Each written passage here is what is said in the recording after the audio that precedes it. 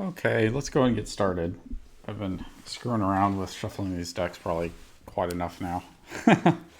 Hey, Entropy, how's things going? I see. Yeah, we just ordered some burgers.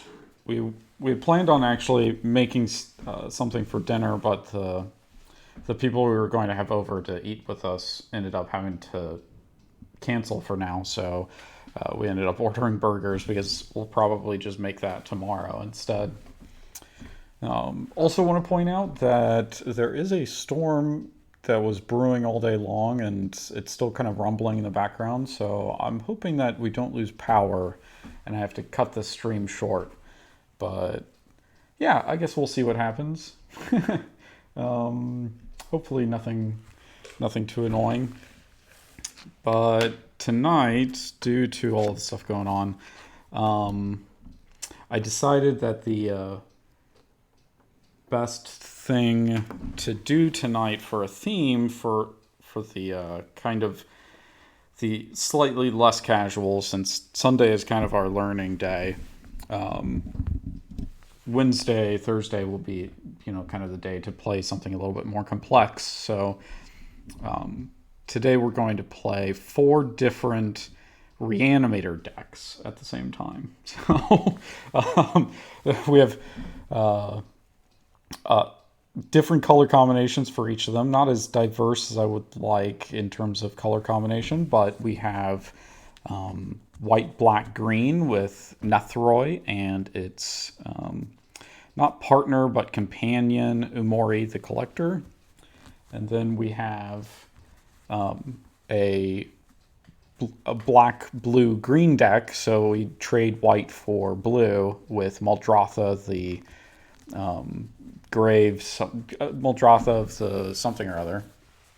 And then we have just a mono red Reanimator deck, which is kind of crazy to think about, with Feldon of the third path.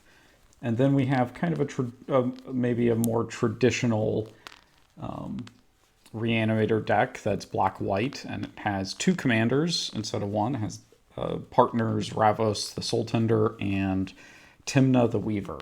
So we'll be able to kind of see all the differences between these. See how they play out. I'm afraid that the Muldrotha deck is actually a little weak, so the one that's going after this one. This one was a special build that I made to test out a creature-only deck. So there's like 60-something creatures in this deck, which goes along with the Umori the Collector. So basically this companion card will sit out of the deck, and I can, at any point I want to during my turn, I can pay 3 mana and put it into my hand. And it makes it so that spells I cast of a chosen type, which will be... which will obviously be creatures, since I only have creatures in the deck, then creatures will be what I pick, and it'll make all of them cheaper by 1 mana. And then Nethroi, Apex of Death, is a cat nightmare beast that has it's a 5/5 Death Touch lifelink, and when it does its special ability Mutate, then I can return any number of target creature cards with total power 10 or less from my graveyard to the battlefield. So yeah, poor weak Muldrotha. Muldrotha the Grave Tide, actually. I guess that's the name. Yeah, Muldrotha is tribal spirits. So the tribal spirit's not that great. But even still, it has a little bit of teeth to it if I get the right cards. So we'll see if it stands up. I'm actually a little worried that the mono red deck is too good for this game. We put the better decks at the end. This all creature deck doesn't always turn out like I want it to, and the Muldrotha deck, again, not quite as good as I would like, but we'll see. With 4 decks, there'll be plenty of interplay between them. I decided to go with this hand with the Nethroi deck, which will go first. And I picked it mainly because, well, we can't play that creature yet. That'll be our first creature to play. But mainly I picked it because we started with a decent number of lands. We don't have the black mana that we really need to play some of our cards, but I'm hoping that we draw into that. because Gaia's Cradle is one of the most powerful land cards they ever printed. So hopefully we'll get to use that to great effect. It's a legendary land card that adds a green mana for each creature you control. So that can get pretty obscene really quickly with an all-creature deck. So let's go ahead and see what they draw first, which is not a land card, not something that produces black, but that's okay. We'll get there sooner or later. We'll start with this Sun Petal Grove into play tapped because we don't have a plains or forest, and we will pass to Muldrotha and let them get their first turn and see what happens. Go Spirit, go. So Muldrotha is a pretty cool creature because it has, during each of your turns, you may play up to one permanent of each permanent type from your graveyard. So basically, each of our turns, if we have a land and a creature and an artifact and an enchantment in our graveyard, we can play all of them. 4 decks, 1 countertop. Yep. I think that in general I want to try to do 4 decks if possible, just because it makes it a little bit more even. With 3 players, you can actually get a pretty late game. You can get a little bit of dynamic where one deck ends up playing the Kingmaker for everybody else, and that's not always that fun. So I want to see if I can't make the political portion of the game a little bit more even by having 4 decks. So let's see. So we have a bunch of spirits in our hand. We're starting with 2 lands, so that's a pretty good land to start with. A hand to start with, especially with our Fertile Ground here, will get us our 3rd color of mana that we need to be able to cast all these blue spells in our hand, because we don't have anything to cast blue yet. So we'll play that here soon. Let's go and draw for the first turn, and Kaioki Sanity's Eclipse. Oh, that's not too bad. It's more of a late game card, but we'll get around to playing this and really make it sing later on. So your question is, how much time does it take to figure out making 4 decks? Well, I've made nearly 100 of these 100-card decks, so it's honestly, it depends. Sometimes building a deck, I can pull all of the cards. I'll end up pulling, to build a single deck, I may pull out, I could pull out maybe 1,000 different cards that I'm going to think about putting in and seeing if they make sense with what I want to do. And I mean, 1,000 cards for a single 100-card deck. So, and really, those 1,000 cards are more just the non-land cards. So it's not the lands generally going in. So lands make up about 40 of the cards in a 100-card deck. So we're looking at, I'm cutting from like 500, maybe 500 to 1,000 cards down to about 60. So sometimes that process goes really, really quick because I know exactly what I want to do. And it's like, I pull out a bunch of cards just in case I feel later on that I want to put it in. But sometimes it's really easy to just be like, nope, this is it, this is it, this is it, this is it, and it's done. Other times I can lay out the cards for a deck and it'll take me weeks or months to get around to finishing it. In fact, I literally have a box dedicated to decks that I may build at some point and have pulled the cards for, but I haven't done much else other than that. So some of the piles of cards in that box have been there for quite a long time because I don't quite know what I want to do with it, and I don't know if it still makes sense for what I think it should try to do. So,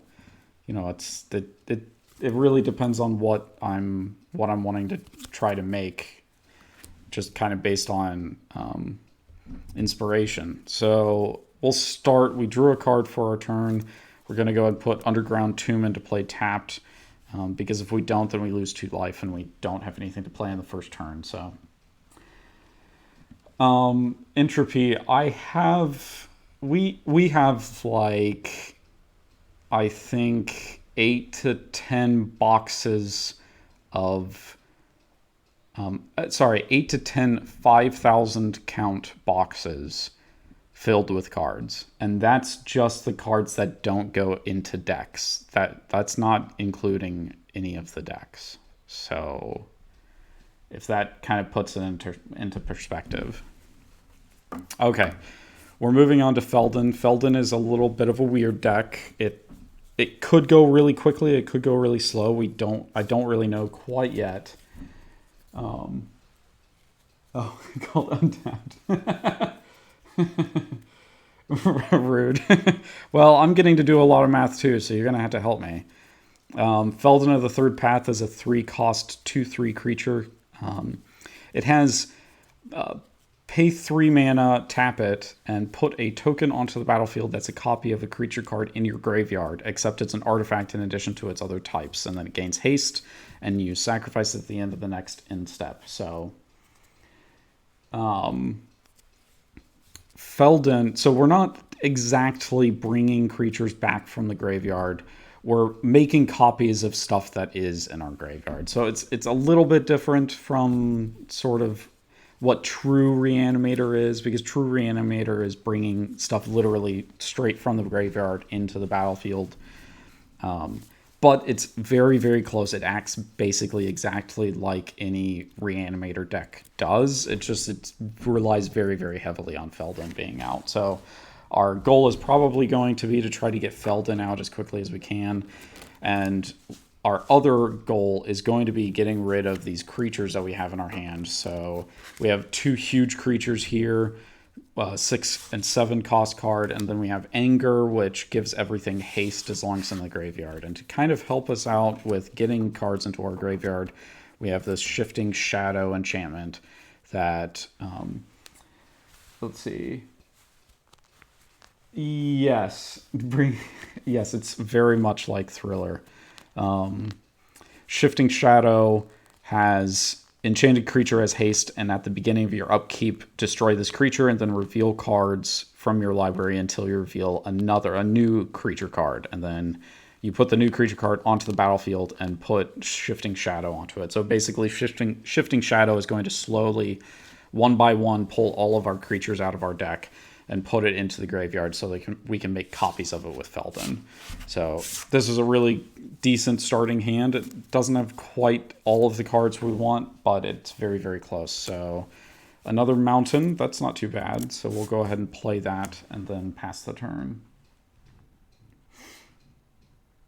Our final Reanimator deck to play around with tonight is a deck with 2 commanders. We are using the partners Tymna the Weaver and Ravos Tymna. So Tymna is a card draw engine, and then Ravos is a creature that returns creatures from our graveyard to our hand 1 at a time each turn.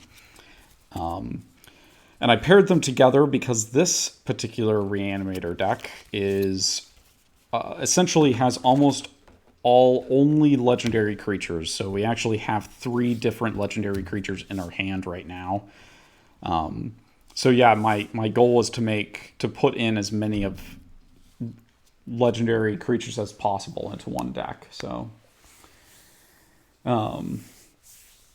yeah, we'll just see how it goes. I mean, this one has a lot more of the classical cards that you would expect to see in a Reanimator. Particularly, we have the very, very powerful Buried Alive card, which allows us to search our library for 3 creature cards and put them into the graveyard, which on its face doesn't seem like a whole lot, but when you have cards that bring stuff directly from the graveyard to the battlefield, then it becomes very, very good, because then you basically pick your 3 best cards and you can put them into play. You can cheat them into play, essentially. So our first card for the turn, or our first draw, is Charcoal Diamond, which is a ramp card.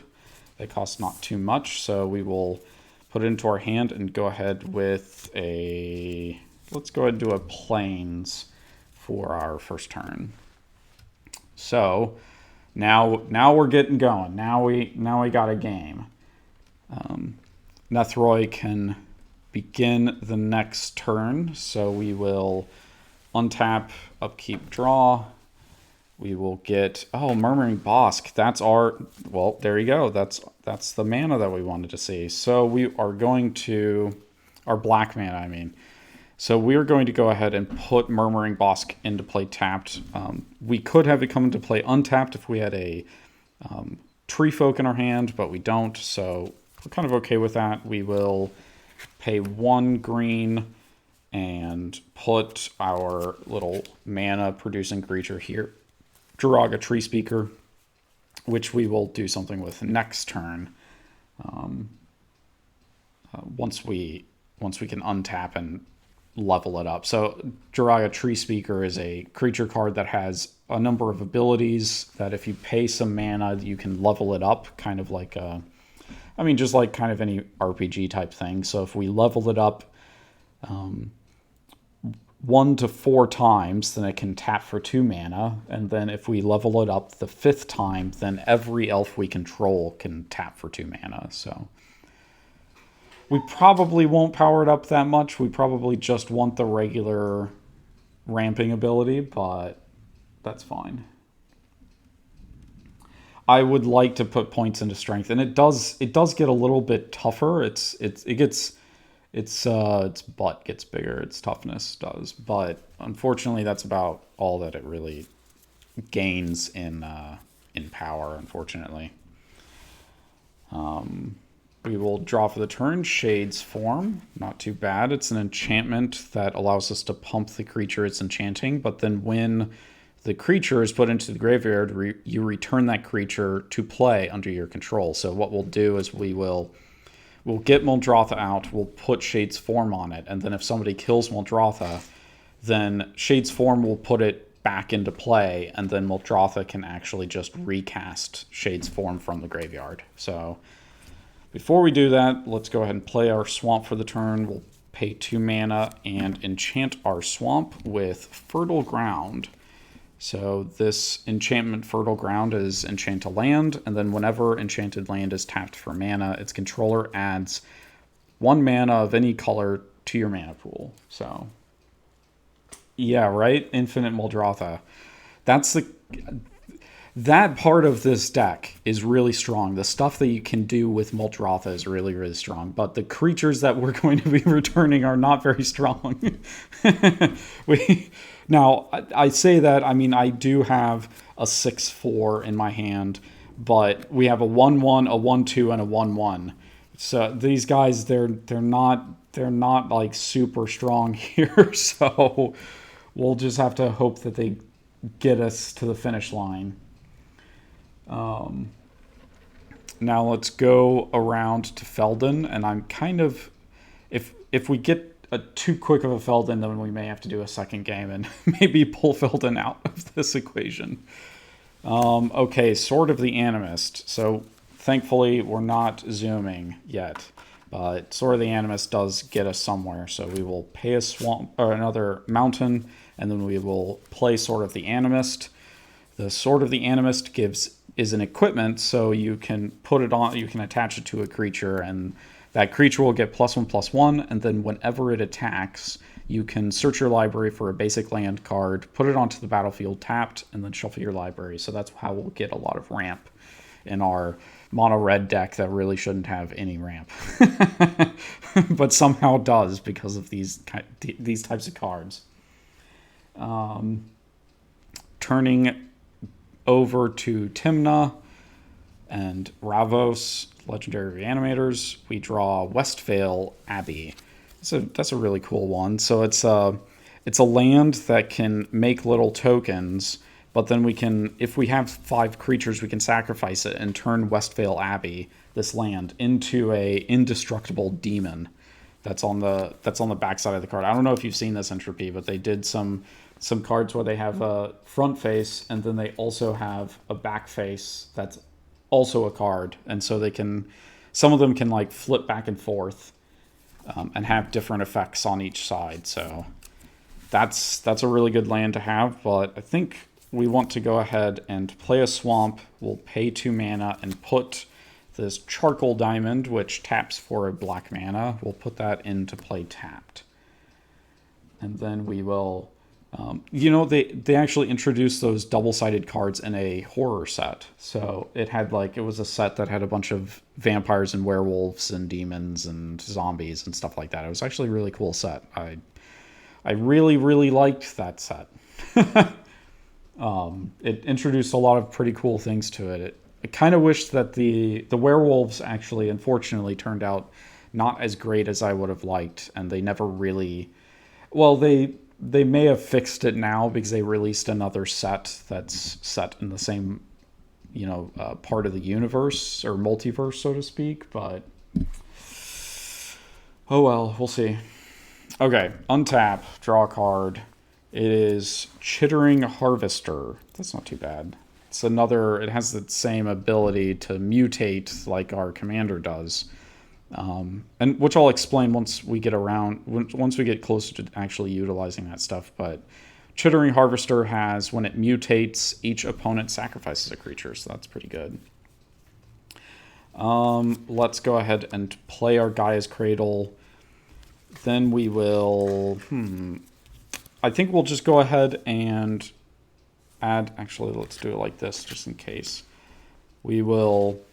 add 2 mana to our mana pool and level up our Jiraga Tree Speaker 1 time. So now it can tap for 2 mana. Unfortunately, we can't actually do anything with that right now, so we're just going to pass the turn. Muldrotha, the Grave Tide is next. And with Muldrotha, we'll untap, upkeep, draw a card. It is an island. That's actually pretty nice. I was kind of hoping for that because now we can... Let's see. I think what we want to do is...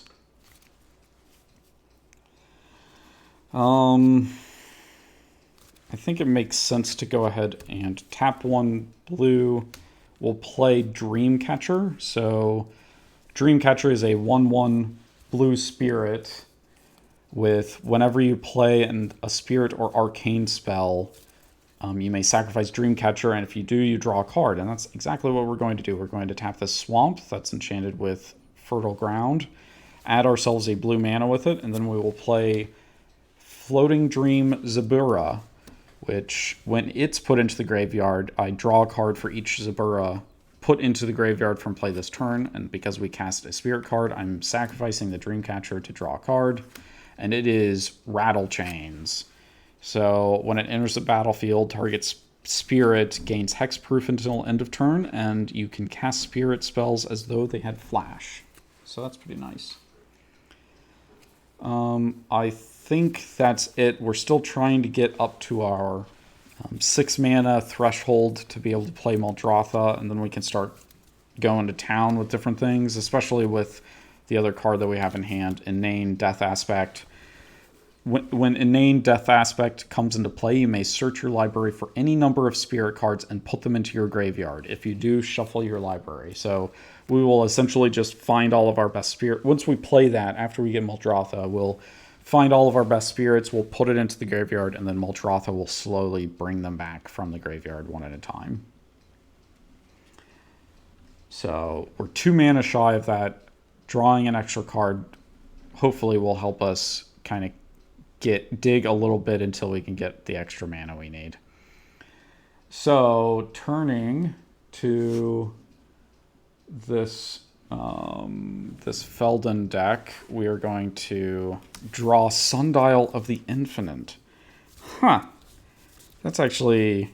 I think that's maybe the first time that I've actually drawn Sundial of the Infinite with this deck. I've had it here for a long time, but just hadn't gotten around to it. So the thing that this Sundial of the Infinite does is it's an artifact that has pay 1, tap, end the turn. Literally the words end the turn. Activate this ability only during your turn. So what happens is that once you end the turn, whatever's going on immediately stops. It just ends abruptly. So if anybody's casting spells, then all of that gets exiled. And If any abilities are currently on the stack, then they get exiled as well. And that's so Feldon. What Feldon does is it essentially its effect creates an ability at the end of turn that causes you to sacrifice the token that you made. But you can actually, at the end of turn, you can still end the turn, and you can make it so that the token doesn't actually go away; it stays there permanently. So hopefully we get to screw around with that. We will play another mountain. Then I think we go ahead and let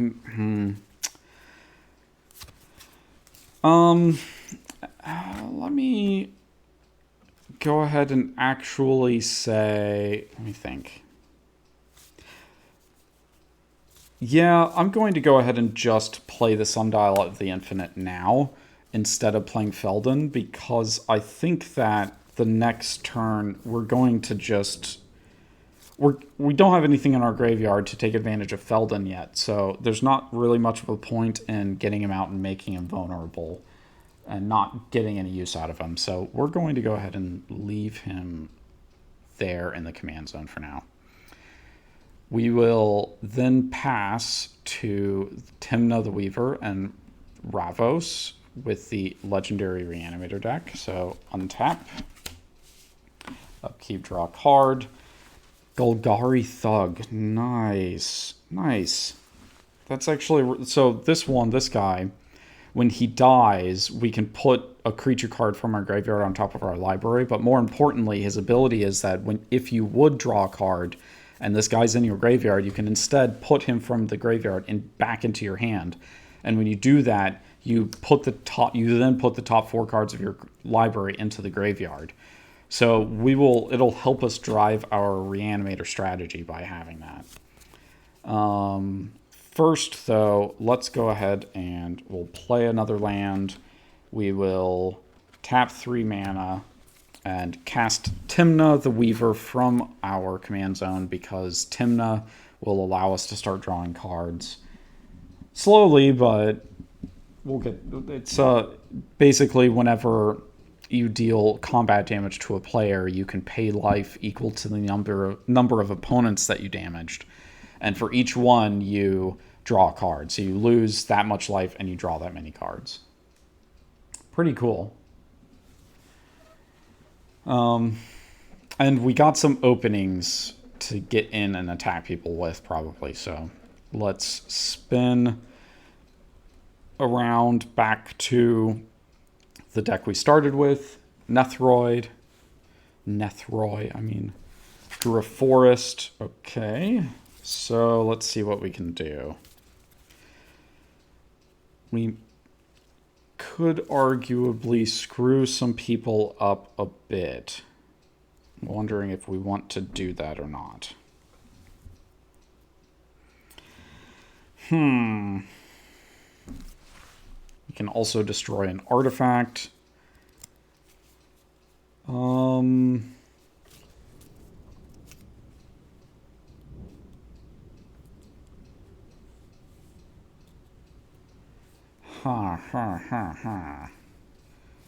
They'll draw a card. They lose. That deck loses Tymna. I'm wondering if we go ahead and just play a land and pass here, because we don't really have much that we want to play. Oh no, I guess we could do... Let's go and do this. We'll tap 3 mana and we'll put Umori, the Collector, from our command zone into our hand. And we can't play it this turn, but that's okay. So we're going to play it next turn. Or at least have it as an option to play next turn, because it'll make everything cost 1 less, which will help out ultimately. And, just basically having the extra card in our hand will be nice. So yeah, so Entropy, No Man's Sky, they put it on sale, but it's like they start out at 60 and then they would put it down at like 45 or something like that. It just never seemed to get very low. Every so often you might see it for like $20, I think, but even that felt like it was just too high. They just keep leaving No Man's Sky at a high price for some reason. So we'd never get it, but then it ended up that I think it was GameStop. Yeah. Yeah, we ended up buying 2 games and getting it for free. So,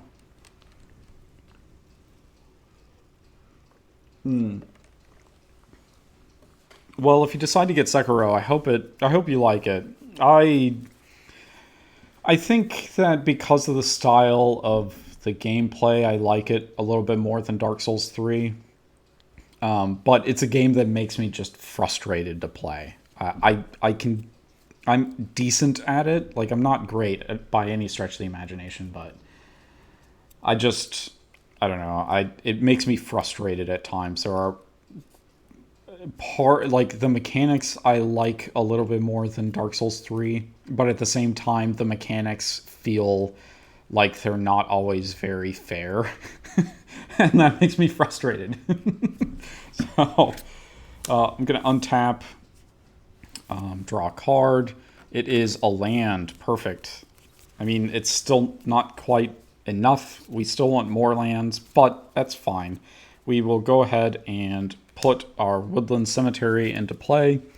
It would enter play tapped, but we control a forest and a swamp, technically, so it's just a land that taps for 1 of black or green mana. Now the question here is, let's see, I don't have quite enough mana to play a 6-cost card yet. So I think what I'm just going to do is play 2 more spirits and just get as many spirits out as I can. So we'll go ahead and play Mausoleum Wanderer, which is whenever another spirit enters the battlefield under your control, it gets +1/+1 until end of turn, and then you can sacrifice it to counter an instant or sorcery unless its controller pays X, where X is its power. So we'll do that. It starts off as just a regular 1/1 flyer. So then we will tap this swamp with the Fertile Ground, and we'll add blue with the Fertile Ground to cast Rattle Chains. And we're kind of losing its effect right now, but like I said, we're just kind of playing it to get it out there and empty our hand out so that later on when we have Muldrotha, we already kind of have played a bunch of our hand and we can start just recasting things from the graveyard whenever we need to.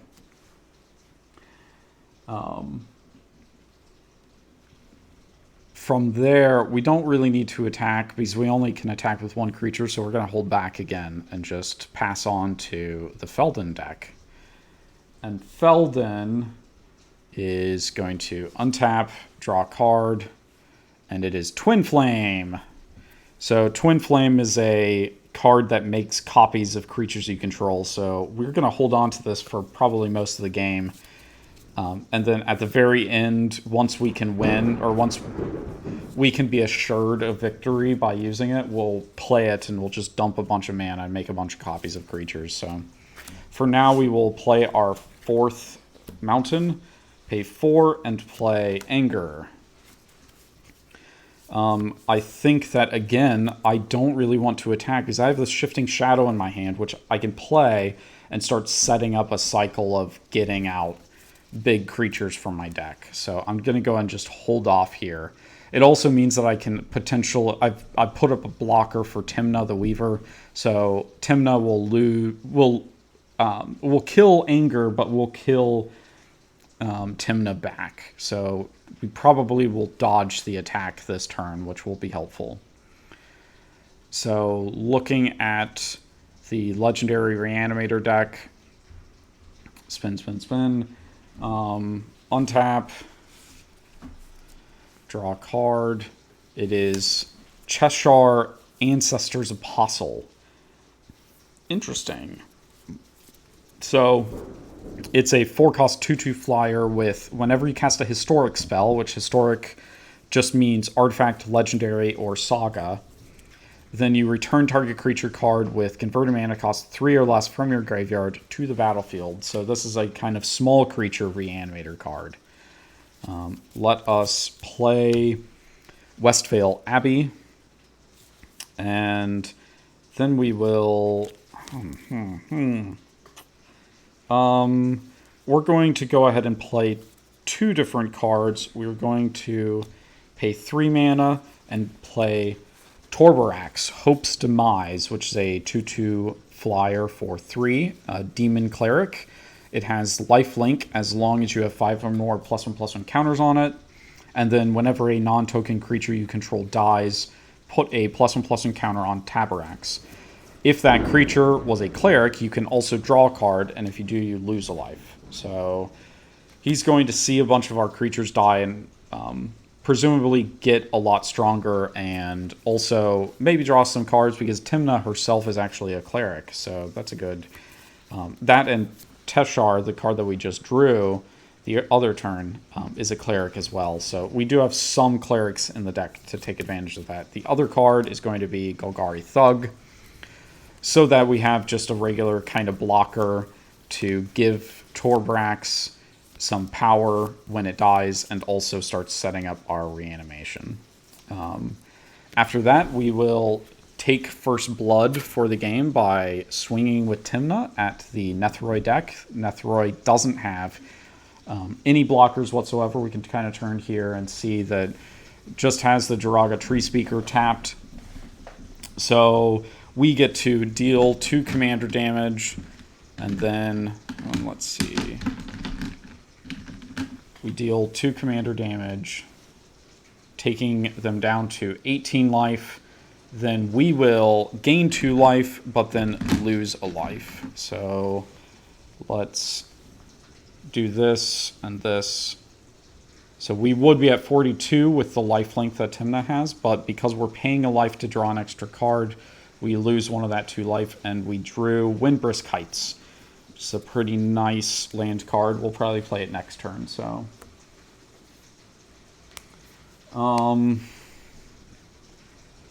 let's keep going around and get back to the Nethroi deck. So, untap, untap, draw a card. Remorseful Cleric. Sacrifice Remorseful Cleric, exile all cards from target player's graveyard. Ouch. Ouch. I'm gonna totally annihilate somebody with this card later on. Wow, that's gonna be rough. Okay, because so all of the other decks are frickin' Reanimator decks. All of them rely on the graveyard to be able to do anything. So by being able to exile all of their graveyard and potentially do this multiple times, somebody's not going to be happy. So we're going to play Gothos, the Restless Tomb, which is a land that can tap for mana, a colorless mana, and then it has pay 5 until end of turn. Sphagos, I don't know how to say that actually. Sphagthos, the Restless Tomb, becomes a black and green plant zombie creature with this creature's power and toughness are each equal to the number of creature cards in your graveyard. So, Fogo de Chao. Let me see. I'll see if you can pronounce it. I'll put it up on screen here, so you can see. There's a Sphagthos, the Restless Tomb. I didn't say that I could speak all of the magic names. I made no such promises. Let's see. Let us go ahead and cast the Umori, the Collector. And then let me think. Is there a reason to try to cast anything else? And I don't really think so. So yeah, I think that's how we want to tap our mana for now. And then probably just pass the turn, I think. So Swagthos. There you go. Okay, I guess from now on it's Swagthos. I agree with this.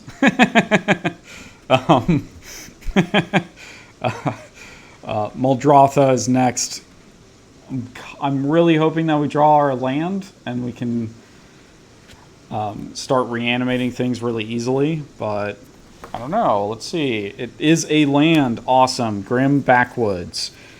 It taps for a mana, and then it has pay for and sacrifice a creature to draw a card. So, yeah, that's just about everything we want in a land in this deck. So we'll tap for 4 mana, and we will play the mighty Muldrotha, the Gravetide, which in its own right is already kind of a scary creature, being a 6/6.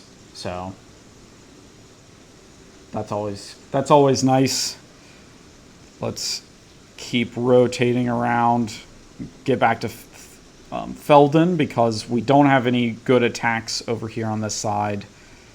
So let's just go and spin around. Untap, draw a card. It's another mountain. We'll go ahead and play it. And let's see. So I'm trying... We do want the Shifting Shadow for sure this turn. So it's really a question of what we think people will block with, if at all. And I think that we can go ahead and hedge our bets. So what we'll do is we're going to tap to equip Sword of the Animist to Anger, giving it +1/+1. And now since it's 3 power, it's kind of unlikely that...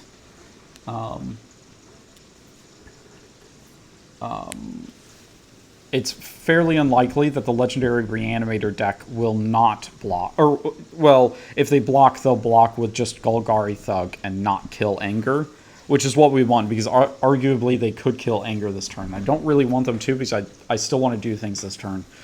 So I'm going to go ahead and swing with Anger, and when I do, Sword of the Animist activates and gives us a tapped mountain into play. And then, like I said, the Legacy Reanimator or Legendary Reanimator deck is going to just block with the Golgari Thug. Let me shuffle real quick, and then we'll turn towards it. So, do that. So, turning slower to kind of get both of them on the screen a little bit.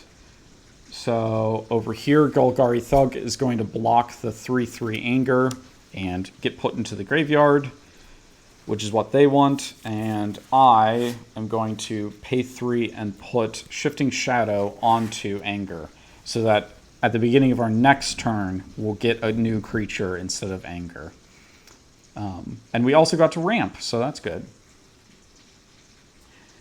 So continuing over to Legendary Reanimator, we're going to untap, upkeep, and then with our draw, I think I'm going to go ahead and choose to put Golgari Thug into our hand, which means we put the top 4 cards of our library into the graveyard.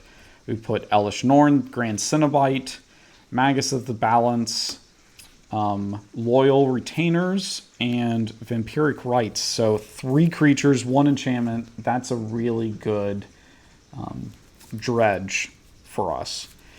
So then we will go ahead and put this Windbrisk Heights into play. It is a land that has Hideaway. So once it comes into play, we look at the top 4 cards of our library, and we choose one of them. So we're going to go ahead and choose Mangara of Corondor as the card we choose. And so what happens with Mangara of Corondor is that we actually exile it upside down, kind of in connection with the Windbrisk Heights. And then the Windbrisk Heights has pay a white, tap it. You may play the exiled card without paying its mana cost if you attacked with 3 or more creatures this turn. Oh crap, I forgot. We had one other effect happen last turn, and that was that Tabarax got a counter for a creature dying. Okay, so if we attack with 3 creatures, we get to play what's underneath this, or, basically play what's underneath the Windbrisk Heights. So probably next turn, that's what we'll get to do. Let's see. Oh, we do want to... I think what we do here is we pay 5, and we actually cast our other commander from the command zone. so that we have the choice of getting the we have the choice to be able to activate Windbrisk Heights next turn if we need it, and we also get to return a creature from our graveyard with Ravos at the beginning of next turn. And what we will definitely be doing is getting this Loyal Retainers because it allows us to reanimate legendary creatures from our graveyard. So yeah, we will absolutely be doing that next turn. Now we just have to decide if we're going to attack anybody this turn. And I think that we go ahead and do that. We go ahead and attack two different players with our two creatures that can attack this turn. Since Ravos came into play, it can't attack. Tabarax is going to, for 3 damage flying, attack the Nethroi deck.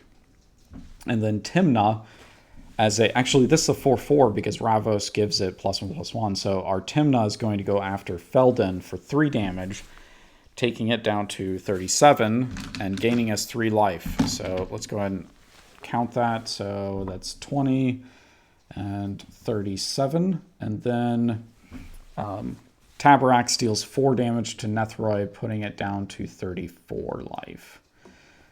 So then we gain 3 life, putting ourselves to 44.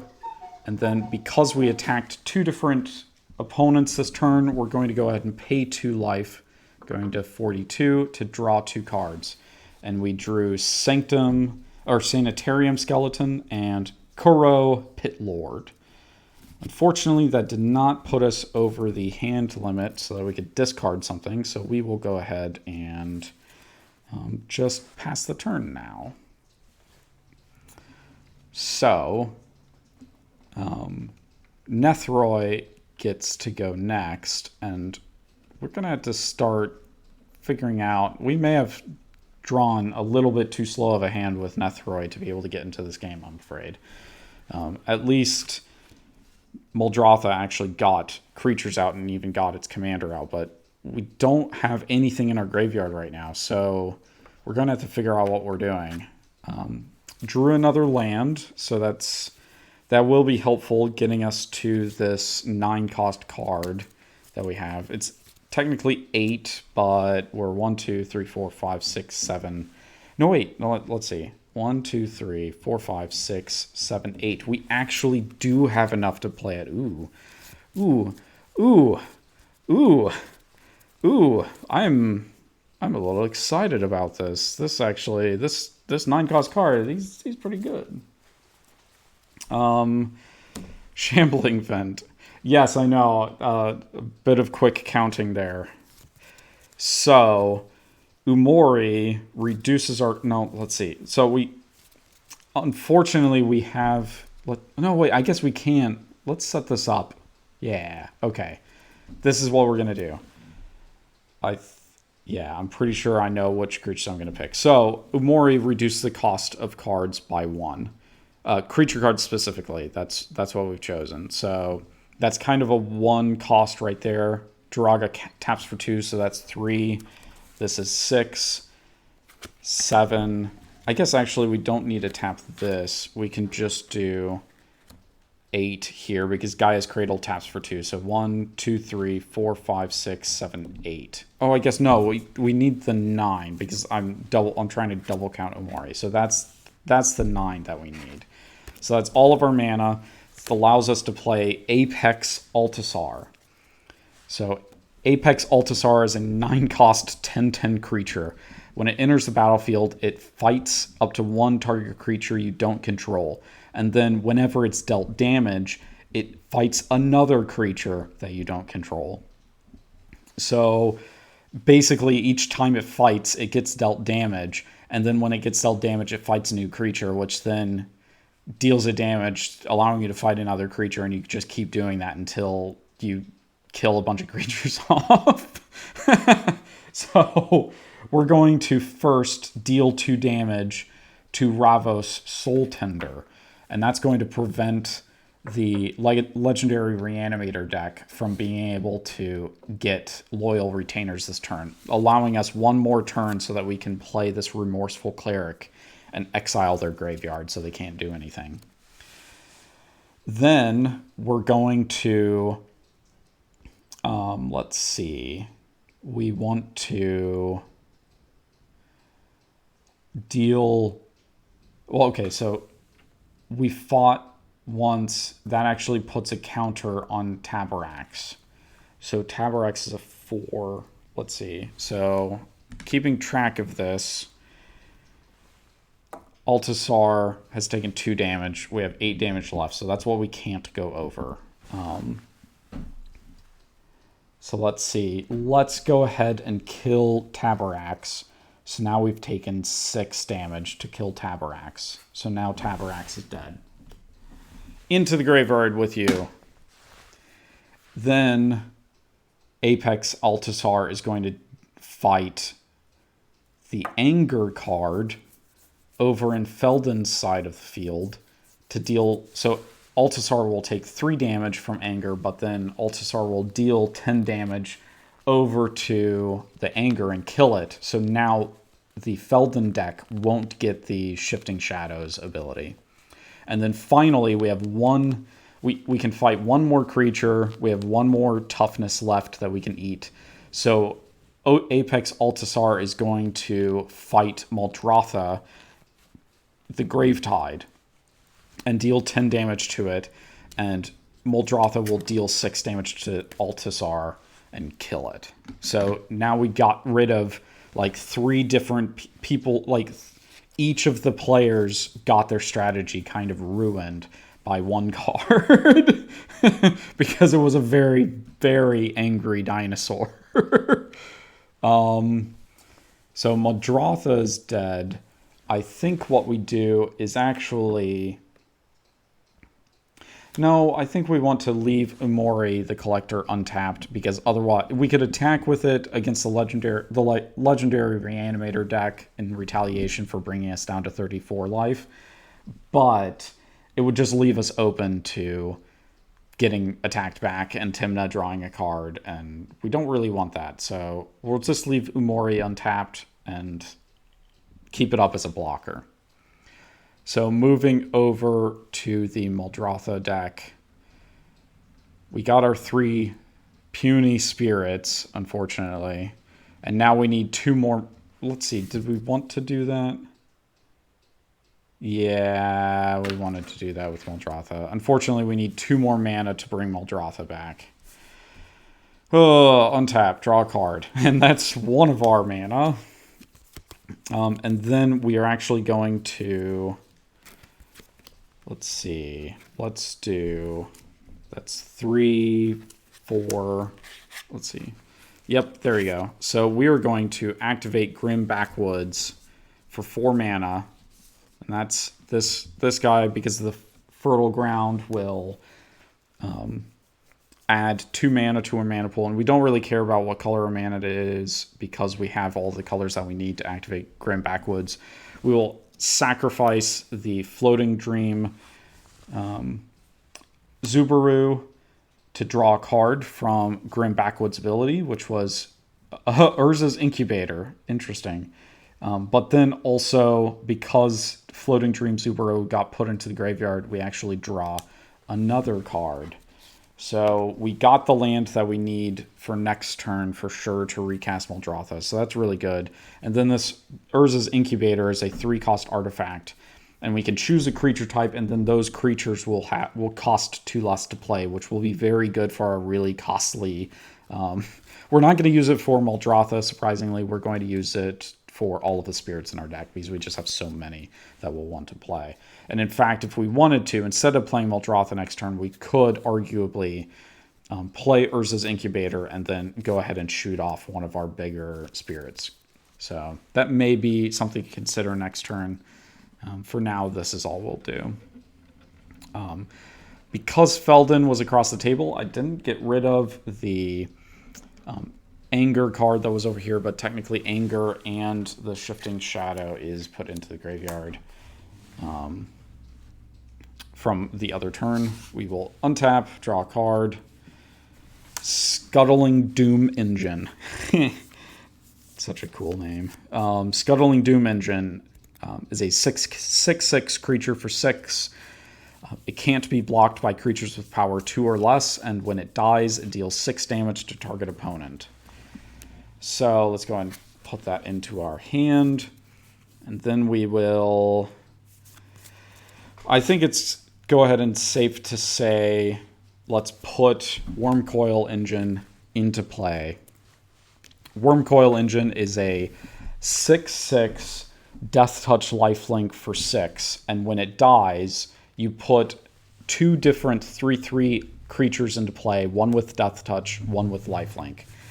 And because Anger is in our graveyard and we control a mountain, our Wormcoil Engine actually has haste, so we get to attack with it immediately. And I think that we go ahead and... attack the... Legacy Reanimator is unblocked right now. They have the most life. I mean, Ultisar got rid of the thing that we were wanting to do. But they are at a little bit lower life, and they have a blocker. I mean, not a blocker that can do anything against Wormcoil Engine, but... I guess we go and attack Legendary Reanimator. So, Legendary Reanimator, Jesus. Legendary Reanimator is going to take 6 damage because they don't have any choice, and they will be down to 36 life because of that. And then we will pass the turn to exactly them, the Legendary Reanimator. So let's go ahead and untap. Got a decent amount of land. Untap, draw a card. It is a Plains. So let's see. I think that it might be time to go ahead and start getting serious here. I think that we start getting serious by paying 7 mana and casting Sheldred Whispering One. So, Sheldred Whispering One is a 7-cost 6/6 Praetor creature, legendary creature. It has Swamp Walk, and then at the beginning of your upkeep, return target creature card from your graveyard to the battlefield. And then at the beginning of each opponent's upkeep, they sacrifice a creature. So I get a creature for free from my graveyard, and everybody else has to pay the price for it. Sounds like a great card. Let us attack the Feldon deck for 2 for attacking us. So they will be at 35. We will gain 2 life, but then we will pay a life to draw a card, so we will be at 37 life, and that is all we're going to do for this turn. Yeah, doesn't it? Actually, a lot of people really hate Sheldred. They hate seeing it, and they don't like when people get it. And it's like, I get it, because it is a super powerful card, and it can be really nutty bad, like really rough having to deal with. But at the same time, it's kind of like, yeah, but it takes 7 mana to get it. So it's like, at turn 7, you're kind of expecting something bananas like that. Okay, so it's the beginning of my turn. I untap. And then during my upkeep, because of Sheldred, I have to sacrifice a creature. So I'm going to go ahead and sacrifice Umori the Collector. Actually, do I want to do that? Actually, let's go ahead and sacrifice Duraga Tree Speaker. I think that's what we want to do. We will draw a card for the turn. It is Carador, Ghost Chieftain. It is a 3/4 for 7, which doesn't sound that great, but its cost is reduced for each creature in your graveyard. And then during each of your turns, you may cast a creature from your graveyard. So more recursion. Let's see. So we have a couple of things we may want to do. So I think the thing that we... Oh, wait. Did I do... No, I did that right. Okay, 7. Okay, that's fine. We did it right. because what we're going to do is we're going to pay 6 mana, and then Umori causes creatures to cost less. So we will cast Nethroi, Apex of Death, for its mutate cost, which is normally 7, but we have 6 here, and then it counts as the 7th because it's reducing the cost by 1. When it gets mutated, return any number of target creature cards with total power 10 or less from your graveyard to the battlefield. Guess what? We have a 10 power creature called Apex Altasaur. Okay, Entropy, have a great night. I'm glad you popped in. Thank you for spending a little bit of time with us. I really appreciate it, honestly. So, have a good one, and I'll see you tomorrow probably if you're on Mookie's, and otherwise, I hope you have a great weekend. So, okay, so Apex Altasaur comes back from the grave to wreck shit all over again. And in fact, our shit wrecking will constitute getting rid of Sheldred, killing it, done dead. It's dead. That's 6 damage to Altasaur. Then we will kill Tymna, another 2 damage, so we're at 8 out of 10. And then we will deal 10 damage to the Wormcoil Engine, which means that they will gain... Oh wait, I totally messed that up. They're actually at 31 life because of the life gain from Wormcoil Engine. Altasaur will kill the Wormcoil Engine, which will give them another 6 life, putting them at 30 or 47. And then Nethroi is, let's see.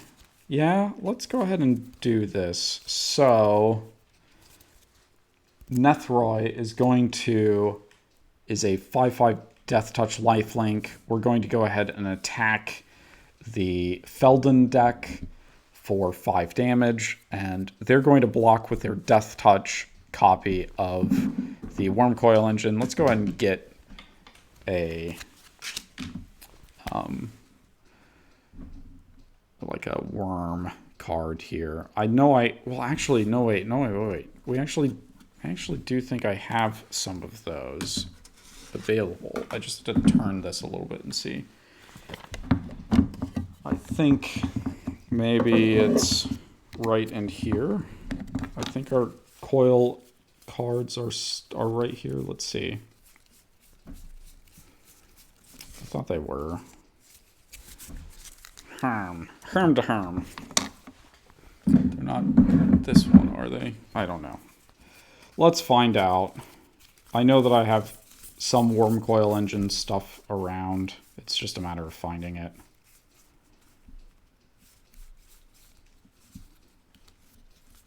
Nope. Okay. Well, I may have to find it later. I still need to get tokens for all the different decks, so... Okay, let's do this again. Worm, lifelink, and 3/3. And let's see. Let's do this.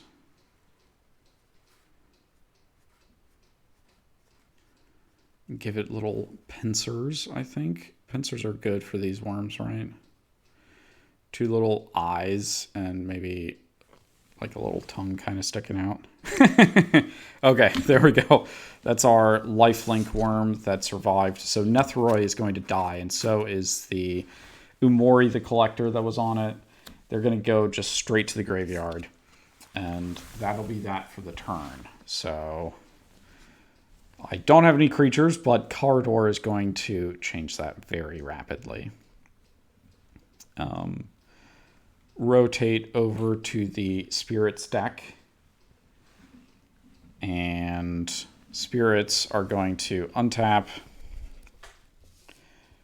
Draw a card. Let's look and see. Defense of the Heart. Oh, man. What am I doing? Okay. Oh my god. Drawing cards that kind of wreck your own plans that you had. You had like, I had straightforward plans. I knew what I was going to do.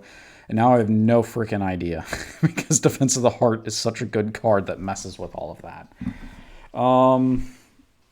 Let's go ahead and play the Urza's Incubator. So when it comes into play, choose a creature type. We'll choose spirits.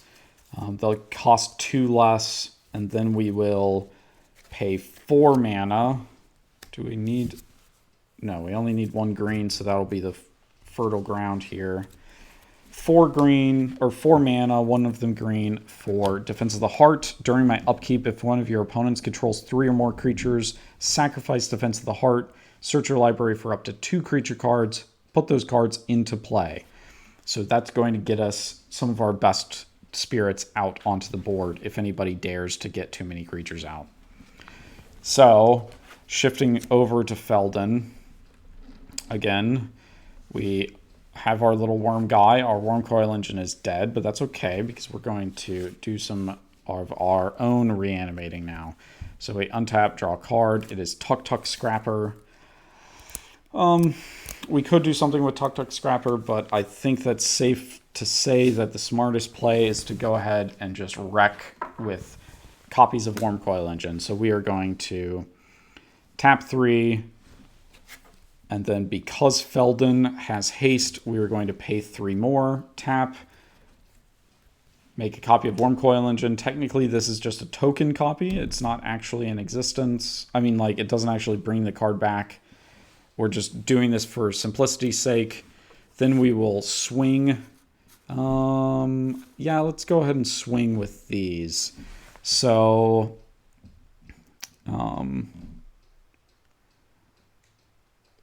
yeah, that's what we want to do. We're going to do it against Muldrotha because Muldrotha is going to get something next turn. So we're going to go ahead and attack them. I think that they just go ahead and double block. We gain 9 life from the lifelink that we have.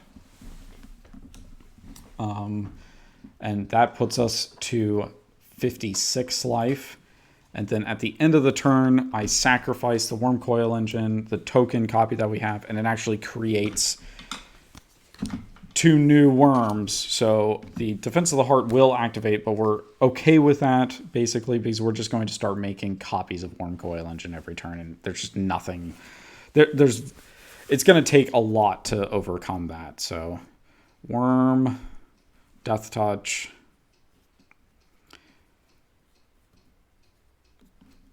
And, oh, I wrote that too low. No, 3/3, fine. We'll do 3/3 like that. And we'll do the worm facing the other direction, I guess. Maybe a slightly bigger head. Phrasing. And this one is Death Touch, so it's Angie. Like that. There you go. Worm boy. Okay. So now we have we have this worm, and I'm going to slip this blank under the other worm just to represent it so that we don't just keep drawing more and more and more of these tokens because we may be getting a lot of them. So let's see. I'm going to take a quick drink here.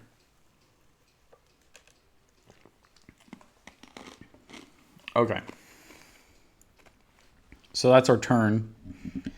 We're going to rotate over to the legendary. Geez, now since I said it wrong one time, now I'm going to say it wrong the rest of the night. I'm just going to keep screwing it up. So legendary Reanimator. Just got to be slower about it, more deliberate. Untap, draw a card. Actually, did we? No, we had. Okay, so Tainted Field.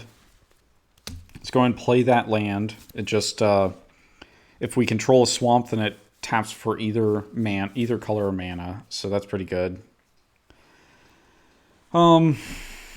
Shoot. So, actually, we can still do a little bit of tricksy nonsense here. Let's go ahead and pay 4. We'll play Teshar. Then we will pay 2 mana to cast Orsov's Signet, and when we cast a historic spell, we can return a creature with converted mana cost 3 or less. We will go ahead and bring back Loyal Retainers, and then we're going to immediately sacrifice Loyal Retainers to bring Sheldred back, because that's how crazy that interaction is. Now, that being said, we could do more, but I'm just kind of afraid of what people have, and I don't want to be too hasty with it. You never want to be too hasty with Reanimator decks, unless you have the Living Death in your hand to bring them all immediately to the battlefield. You want to be a little bit more deliberate. You only want to pull out creatures when you need to, and we have good creatures in here. El Schnorn is a very, very good creature. Tabarax will be a good creature, so we don't really need to pile. What I mean is, we don't need to do Buried Alive right now. We don't need to do Golgari Thug right now, because we just don't want to risk potentially getting blown out by something. So we are going to go ahead and play this Sanitarium Skeleton as just a random kind of blocker. But otherwise, this is all we're going to do for the turn. And after that, since we don't have anything that I can attack, we're going to pass the turn. So we pass the turn to Nethroi, who is going to probably just untap. We're going to untap here. Draw a card. It is Fertilid. That's not too bad. So, yeah, Sheldred. Screw that. Screw that noise. Let's go ahead and pay 1, 2. Shambling Vent will give us a white. We'll play Remorseful Cleric, immediately sacrifice it into our graveyard to remove the Legendary Reanimator's deck from the game, because we can't keep doing that. We absolutely can't allow that to continue. Now, that being said, we still have some other stuff that we need to do. Because unfortunately, the Sheldred is still on the battlefield, and we need to do something about that. So we can't play.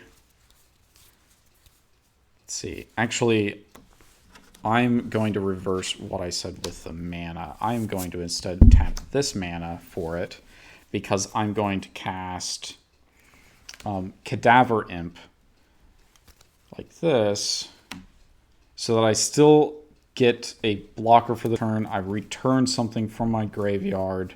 Let's go ahead and get the Remorseful Cleric back into my hand.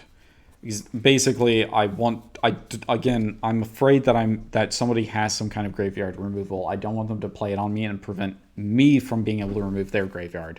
So Remorseful Cleric is coming back to my hand, which may put me as enemy number 1 until I die, but it's really the only assurance I have to try to stop people from doing too many shenanigans. And there is already another person on the field with shenanigans. So let us rotate around to the Muldrotha deck. The Muldrotha deck has 2 different effects that's going to go into play during its turn. So the way this works is that during my upkeep, I have an upkeep ability with Defense of the Heart that checks to see if somebody has 3 or more creatures. It's actually a intervening if. So not only does a player have to have 3 creatures out for it to activate at all, but then when it goes to resolve, it still needs to be able to see 3 creatures from one opponent on the battlefield. But my ability goes on the stack first because it's my turn. Active player, non-active player is how it works. So I'm the active player, so my abilities go on the stack first. Then Sheldred gets its ability. I have an activation during my upkeep from an opponent, which is the Sheldred trigger to sacrifice a creature, so that goes on top. Sheldred's ability activates. I don't have any creatures to sacrifice, so nothing happens there. And then Defense of the Heart resolves, and I get to look through my library for 2 creatures and put them onto the battlefield after I sacrifice the Defense of the Heart. And that's, I do get the activation because both Feldon and Legendary Reanimator have 3 or more creatures. So I do for sure get that activation. We are going to find, almost certainly find that guy. And then we will look to see what else we can get. I was thinking that I had one other one. Let's see. I'm thinking about what the best choice here would be.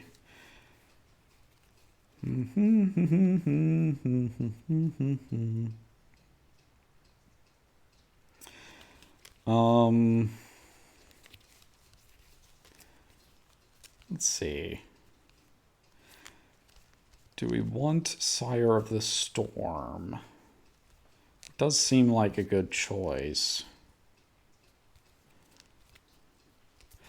Although, I think actually Kira, Great Glass Spinner. So those are the 2 choices we're going to get. I chose to play Kaiga, the Tide Star, over Cocoa Pebbles or Cocoa Puffs, which is the black version of it. Because the black one does, each opponent loses 5 life, and then you gain that the amount of total life lost. So both that one and this one are kind of annoying, but I felt like I have more places where Coco gets played. Coco Show is its real name. Coco Show, I call it Cocoa Puffs. But Kaiga,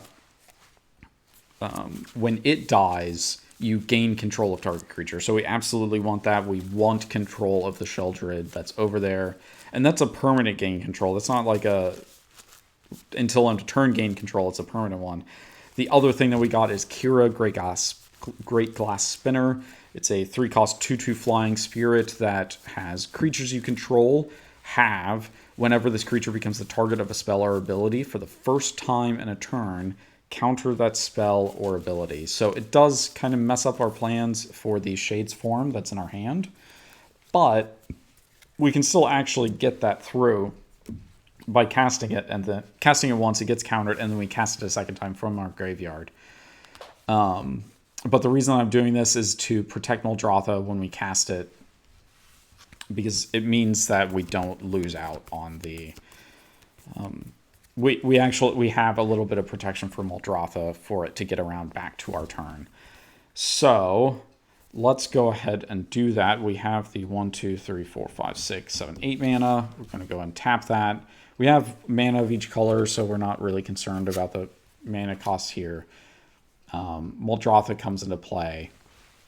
And if we had a land, we would go ahead and play it from the graveyard, but we haven't been sacrificing lands, unfortunately, so we don't get to ramp that way. And since we're out of mana, that's all we are going to do for the turn. We are just going to pass and just let things happen as they do. Feldon is going to get its insanity here. So Feldon goes, untaps.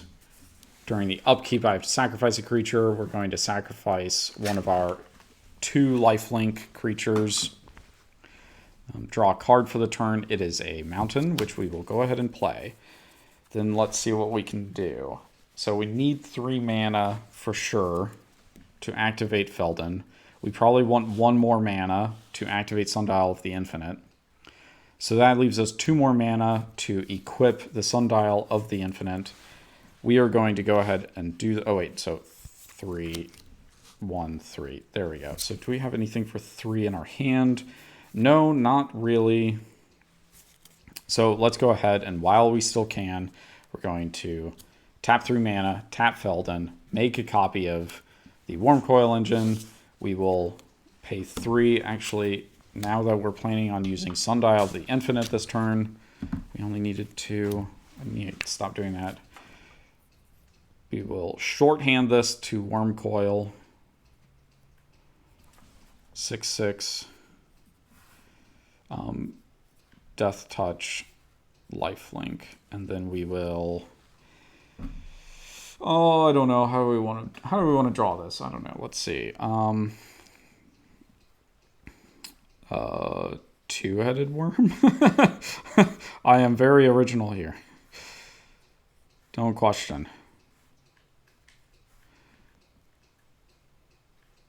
Let's see.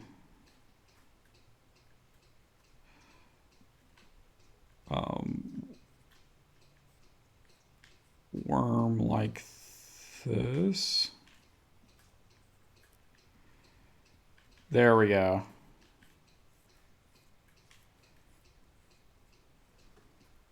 Now we have regular meek lifelink, and then we have angry eyes. Death touch. There we go. Okay. If that wasn't ridiculous enough. Okay, so we're equipping Sword of the Animist to the Worm Coil Engine.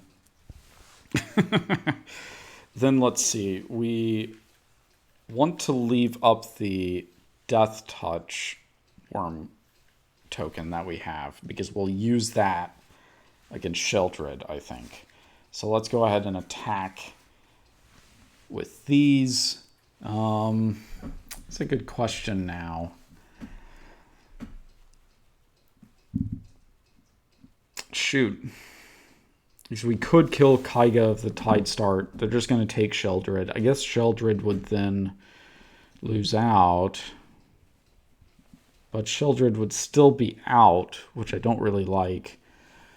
I'm afraid of losing my Worm Coil. I'm thinking my Worm Coil engine is about to be exiled by the Remorseful Cleric with the Nethroi deck. But I can't really kill him this turn. So I don't know that there's necessarily like too strong of a point in doing that right now. But I kind of need to get damage in when I can. It's a pretty tough decision. There's not a really good choice. We do probably want to attack this turn just because we can gain so much life. We stand to gain a ridiculous amount of life by doing this. So, I mean, like by continuing to attack each turn, we keep damaging people and putting them in bad positions while gaining life and putting ourselves further and further ahead of everybody.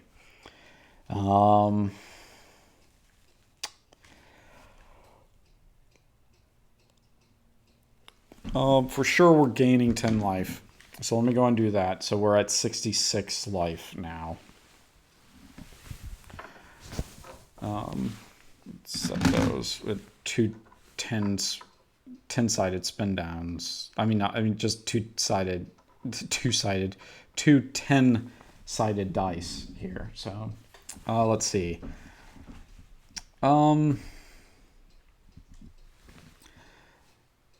Yeah, I think we're just going to leave alone the Remorseful Cleric problem, because it's going to happen regardless at this point. We don't really want Sheldred to attack next turn, because it could very well attack us. Oof. I think it only makes sense to go after Muldrotha, because they're going to let Kaiga die from Sheldred, and then they're going to, or most likely going to die from Sheldred, and then they're going to take over Sheldred with Kaiga, and then they're just going to recast Kaiga from the graveyard with Muldrotha and do this over and over again. I think that they just need to be attacked this turn, and we try to do what we can. So we gain 10 life. Depends on what they're going to block with. They go and block the Worm Coil Engine with Kaiga. Kaiga dies. They take control of Sheldred. It only makes sense to take control of Sheldred, because they can take over other things in other turns. They let the regular worm, get through, so they lose 3 life from that. Well, I guess there's no reason not to block. Okay, they go ahead and block with Muldrotha. I kind of was thinking they wouldn't do that, but yeah, they'll definitely block with Muldrotha. So the worm gets it, it dies. Then we, as the turn, wait, maybe we don't, yeah, I think actually we just let Worm Coil Engine die. So in case we get to keep Wormcoil Engine, Wormcoil, I'm just going to set it off to the side and not unmark it. We get a new Worm with lifelink, and we get a new Death Touch. So that's how we're going to try to stay ahead, is by letting the Wormcoil Engine token die at the end of the turn.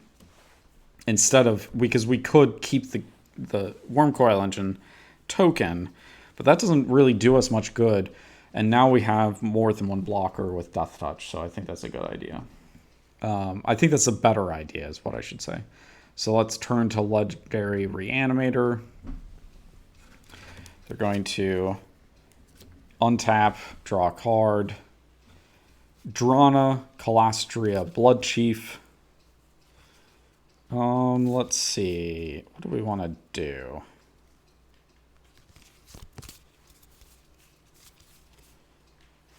So we can't, let's see.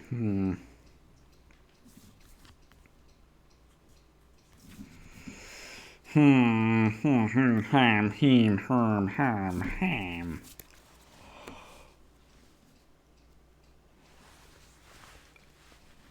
wonder if we just set up to try to get Mangara of Corondor, because we still have this Mangara underneath here. And Mangara is the exile itself and target permanent.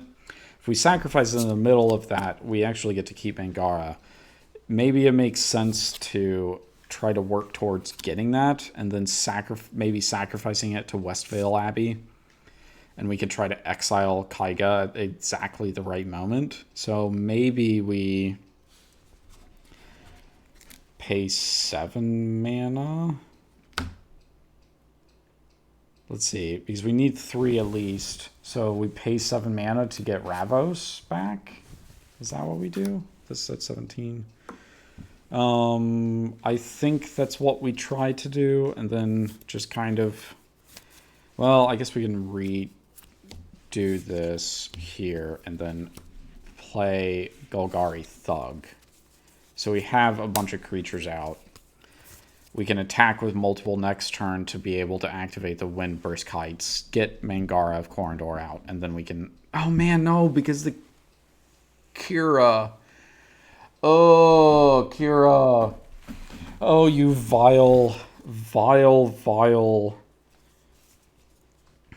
Oh. I want to look up something real quick. I need to see about the rulings for something.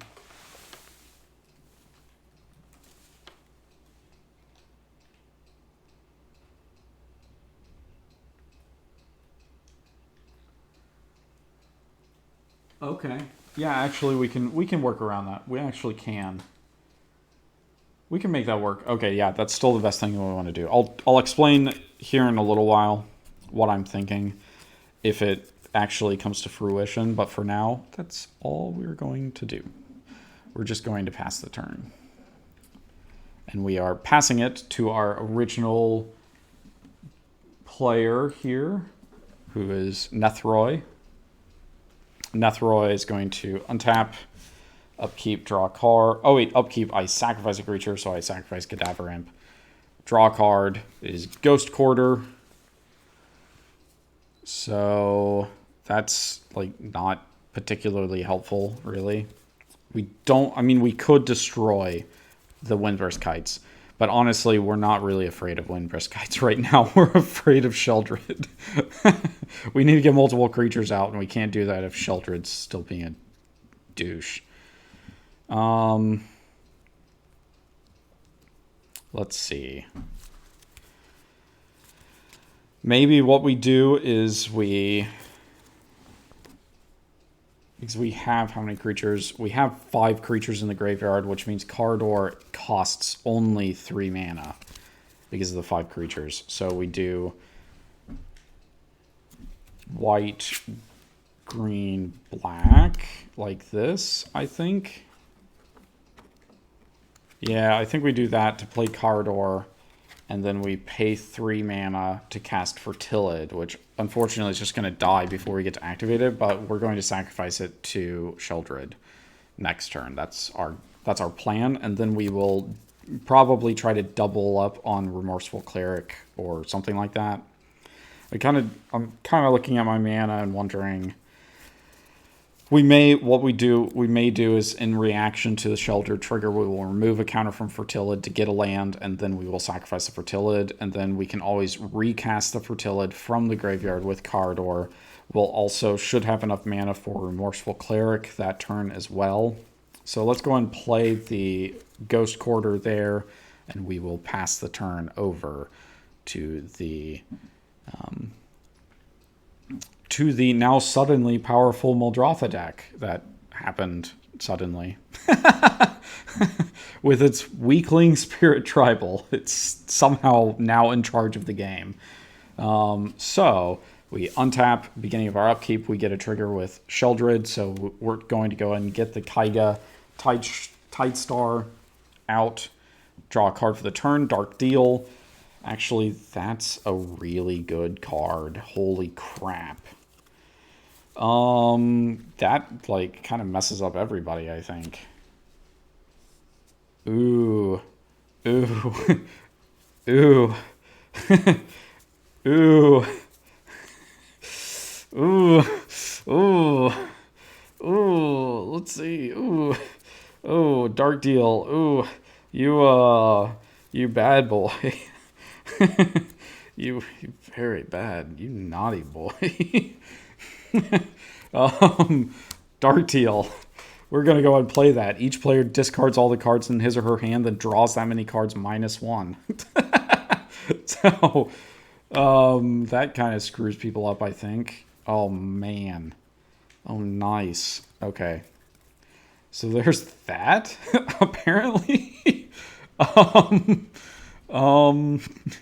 Yeah, so I think we want to go ahead and see what's in people's hands, because there could be something to do, like, in response sort of thing. So we had 4 cards to get rid of. We only draw 3 back. Wheel of Fortune and Cathartic Reunion. Those are the cards I was talking about. That was like, if we got one of those cards really early in the game, then we could just really create chaos. But for now, none of that is instant speed, so it doesn't really mean anything to us right now. Legendary Reanimator, discarded Buried Alive, Kuro, Vishkal, and Drana. So we are going to draw 3 cards. 1, 2, 3. Avatar. Whoa, nice. Day of Destiny. Nice. Okay, that's good. Not as good as it could be, but good enough, hopefully.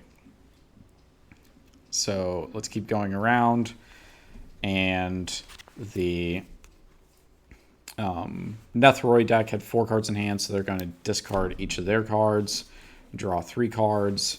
Lands, all of the lands that I've been looking for that I haven't been drawing. Hey, look at that. Okay, so let's keep going. Hey, Sean, how are you doing? First time hanging out here? We're just playing some Magic tonight. We're playing 4 Reanimator decks against each other. I don't know how familiar you are with Magic, but we're trying out a Nethroi deck with a companion of Umori the Collector, and then that's one deck. That's our first deck. It's not that deck's turn right now. The turn that we're actually at is Muldrotha the Gravetide. So the Nethroi deck is all creature Reanimator, so it doesn't have any non-creature spells in the entire deck.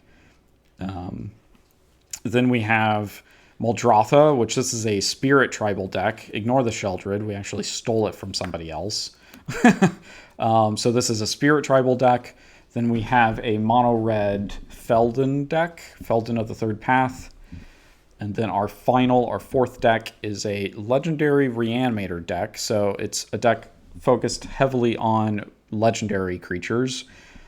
It's in black and white, and it is using the partners Ravos and also Tymna the Weaver. So currently we're on this guy's turn. Muldrotha is trying to take over the game. It's getting very, very close to doing exactly that. So I guess let's find out if it manages to pull out a win, because this is actually the Muldrotha deck was the deck that I was afraid was too weak for this table, but apparently it got some good cards. Mainly the Kaiga got out just recently. So with the cards that we just drew, we got Maelstrom Pulse and we also got Life Spinner. So I don't think Life Spinner is good anymore for what we have. A lot of our legendary creatures are in the graveyard, unfortunately, but I don't know. Maybe there's still some more in there that we can dig out. For now, though, we actually want to go ahead and pay 3 mana. We're going to Maelstrom Pulse. We have over here on the Feldon deck, let me turn this a little bit so we can look at it. The Feldon deck had gotten out Wormcoil Engine a couple of times from the graveyard. So it has a couple of these Death Touch tokens. We don't really want them to have it, so we're going to go ahead and Maelstrom Pulse those to get rid of them. So no more Death Touch, unfortunately. They just have one measly little lifelink creature.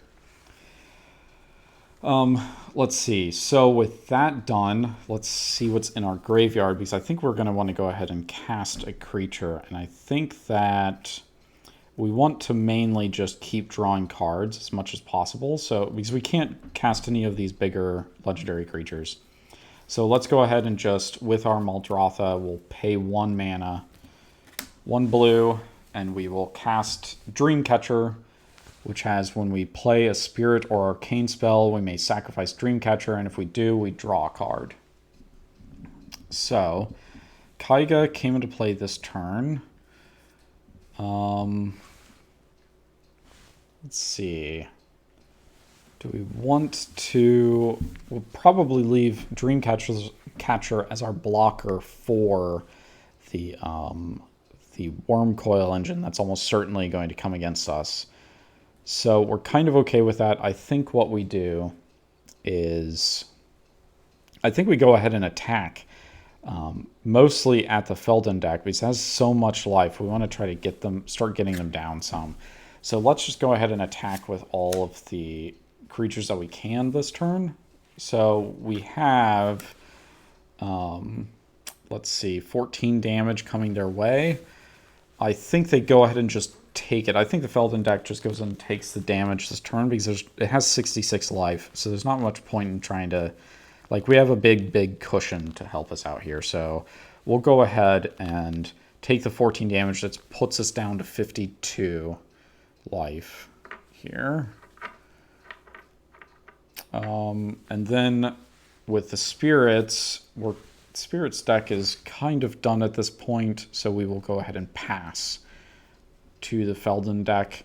And the Feldon deck had a second reason for not trying to put any blockers in the way of those big creatures, and that's because we have to sacrifice for the Sheldred. So we untap, upkeep, we sacrifice our worm token over here. Draw a card. It is Mana Geyser. Nice. Interesting. We actually do have a lot of tapped lands this turn. We do have Wheel of Fortune in hand. So maybe that's what we do. I think that's what we go ahead and do and just see what happens. Let's see, what else do we have here? So we have Wormcoil Engine, we have Scuttling Doom, and we have Battle Sphere. Mr. Battle Sphere might actually be something we do instead of the Wormcoil Engine. That's a possibility. So let's go and... I think what we do is we just go ahead and see what we can get out of the Wheel of Fortune. So let's tap 5. We will cast Mana Geyser, and that means that we will get... There's 6 over there, 7, 8... let's see, sorry. 7, 8, 9, 10, 11, 12. Then 13, 14, 15, 16, 17, 18, 19 mana from our Mana Geyser. So we'll keep track of that like that. Then let's go ahead and use 2 of it to put Corrupted Graftstone into play tapped. Then we will use another 3, putting us down to the 14 mana that we have free to cast Wheel of Fortune, go ahead and discard our hand and draw 7 cards. So this is 4, 5, 6, 7. Oh, that's pretty nice. Interesting. Oh, man. Oh, good. Oh, I see it. I see the light coming down and shining on me for the path to victory. Okay. Ooh, I'm getting a little bit excited here. Okay, so let's see first what everybody else drew. So we have to resolve all of everybody else also drawing their hand. So unfortunately, the Reanimator, Legendary Reanimator, lost Avatar of Woe, and particularly the Day of Destiny, which is kind of unfortunate. But we may get something better, so let's draw 7 cards. Audric, nice. Avrad, the Cursed, something to exile, and a board wipe. That's what we want to see. This board wipe is going to be key for us, I think. Because that means we get rid of Sheldred and we get rid of Kaiga. And then maybe we can be able to exile the Kaiga's graveyard and stop that from happening from now on. Ugh. Okay. So that's pretty good. Let's go ahead and keep turning around to the Nethroi deck. So Nethroi's had to discard 3 lands. Ouch. big ouch. They draw into, that's 6. So, okay, so we did get to, oh man, we got into a bunch of lands, but we also got into Protean Hulk. And a target for the, for Nethroi to mutate on top of, because Fleecemane Lion is so good with its hexproof indestructible combo. Okay, well, that's not too bad. Let's see. So we finally, over at the very last, we get rid of Life Spinner, and then we draw into some lands. Pernicious Deed, that's really good. And then a Spirit to draw cards, and also a Spirit to board wipe. So that's not too bad either.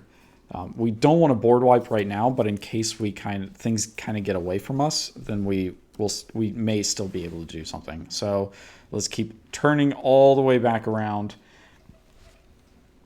back to Feldon, and we get to do what I'm excited about, because I don't get to do this very often, and when it happens, it regularly just kind of breaks the game to pieces. Because we have a bunch of mana, so we are going to use 2 of that mana to cast Illusionist Bracers whenever an ability of equipped creature. So sorry, it's an equipment. It costs 3 to equip. Whenever an ability of an equipped creature is activated, if it isn't a mana ability, copy that ability. You may choose new targets for the copy. So we're going to be able to reanimate more than 1 creature each turn. So let's go ahead. We were at 12. Let's go down to 9 to equip to Feldon. Let's see. And that also means that we may still have mana to do stuff with the Sundial of the Infinite, because we have untapped land. Let's see. Actually, oh, holy crap. We need 3 from Mana Geyser to activate for Feldon. So that would leave us with 6 left over. If we use 4 of that puts us down to 2 to cast Sword of the Payrons. So that's for sure we're going to cast Sword of the Payrons. We need mana to untap it, though. So I think we hold off on that. So Sword of the Payrons makes it so that you can tap or untap equipped creatures. So we may go ahead and just 1, 2, 3. We use the rest of the Mana Geyser to end one of the lands to equip the Sword of the Payrons to Feldon as well. And then, so we had that 3 mana. I kept it to the side. We're going to tap Feldon to make a copy of the Mirror Battlesphere. Except we're going to do that twice. Mirror Battlesphere. Let's see. Let's move this over. Mirror Battlesphere.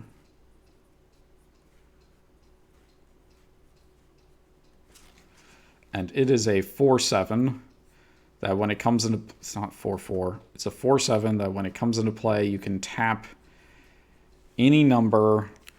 Oh, you get 4 mirror tokens. So let's go ahead and see.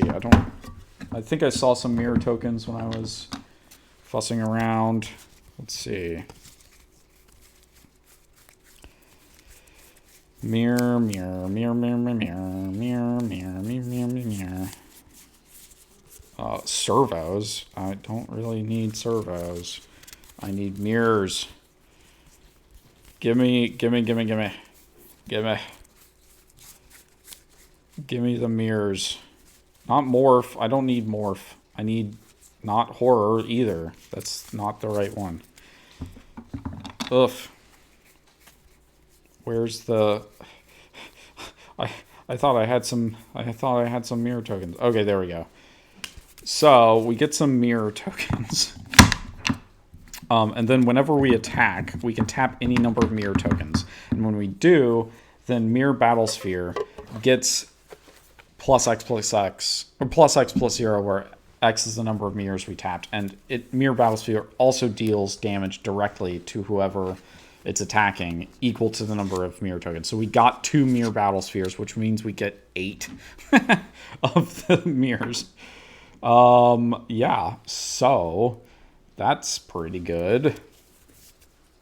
Let's go ahead and... We're just going to go ahead and attack with 1 Mirror Battlesphere, I think. No, wait. Oh, man. Let me reread. Is it defending player? Okay, defending player. 8 damage. Do I want to do that? Harm. Stupid Kaiga. You big meanie pants. Being able to block like a big meanie. Because they'll just take Feldon. I don't want them to take Feldon. That would be really, really, really bad. They're almost probably going to take it anyway. Shoot. Ugh. Ugh. This is not great. This is really not great, honestly. Ooh.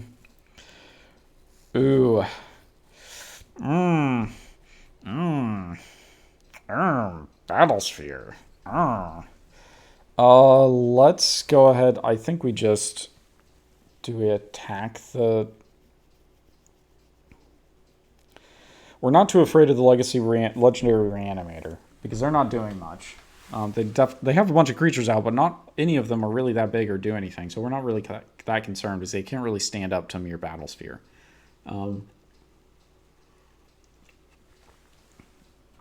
We can't attack into Kaiga because they'll just steal freaking Feldon, which we can't allow right now.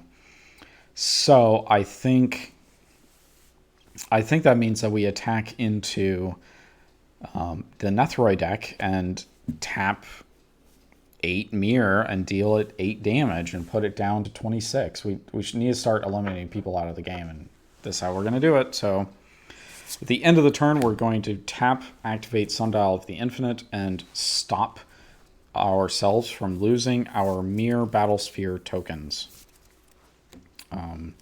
So we'll just have 1 untapped for now and see what happens, I guess. Turning around to Legendary Reanimator, who has managed to be like the only person who's gotten any graveyard removed. Remorseful Cleric has not been doing a good job. Untap, draw a card. We got a Swamp. Got Phyrexian Tower. Let's go and put Phyrexian Tower into play before we lose it, because that seems to happen all the time. We really want to do Damnation, but I think that what we do is we... Oh, crap. Want to board wipe as well, because it gets rid of a lot of the problems that we have. But we need to exile Kaiga first, so that means that we have to attack. And that means that we have 2 flyers. Oh, do we return a creature from our graveyard at the beginning of the upkeep? I think we missed the chance, so it doesn't matter anymore. That's okay. Our own fault. We missed Ravos Tymna's trigger. That's okay. We're not too concerned. We're going to attack with 2 flyers and Sanitarium Skeleton, I guess. The 2 flyers are going after the Feldon deck, and the Sanitarium Skeleton is going after the Feldon deck, just because. Okay, so we attacked with 3 creatures, and because we did, we're going to go ahead and activate Windbrisk Heights to cast Mangara of Corridor. Corindor. Okie dokie. Well, that's a thing. They're going to block with Mere Battlesphere, but then they're going to take 4 damage from the flyers. So they're at 48 life. And also because I cast since I cast that, do I get anything? I don't think that I get a creature because they're too high cost, so Teshar doesn't do much. That's okay though. Yeah, I don't know that I really want to do much of anything else at this point because I do need to Wrath, but I need to activate Mangara first, and I can't activate Mangara this turn because it doesn't have haste. So I think that's it. We just do that measly bit of damage, and then we pass the turn. Oh, and Sanitarium Skeleton is dead. So actually, I guess we probably should have done it a little bit differently. Let's go and let it. We missed the Ravos trigger, but we'll cast Mangara of Corridor after combat. So Sanitarium Skeleton is dead, but then we cast Mangara, which is a legendary creature, so it counts for historic, and that means that we get to return Sanitarium Skeleton back to play. So let's keep going around, and we get back over here to Cardor. Oh, Ghost. We needed to sacrifice something. We had to sacrifice Golgari Thug. That's what we did. That was Sheldred trigger.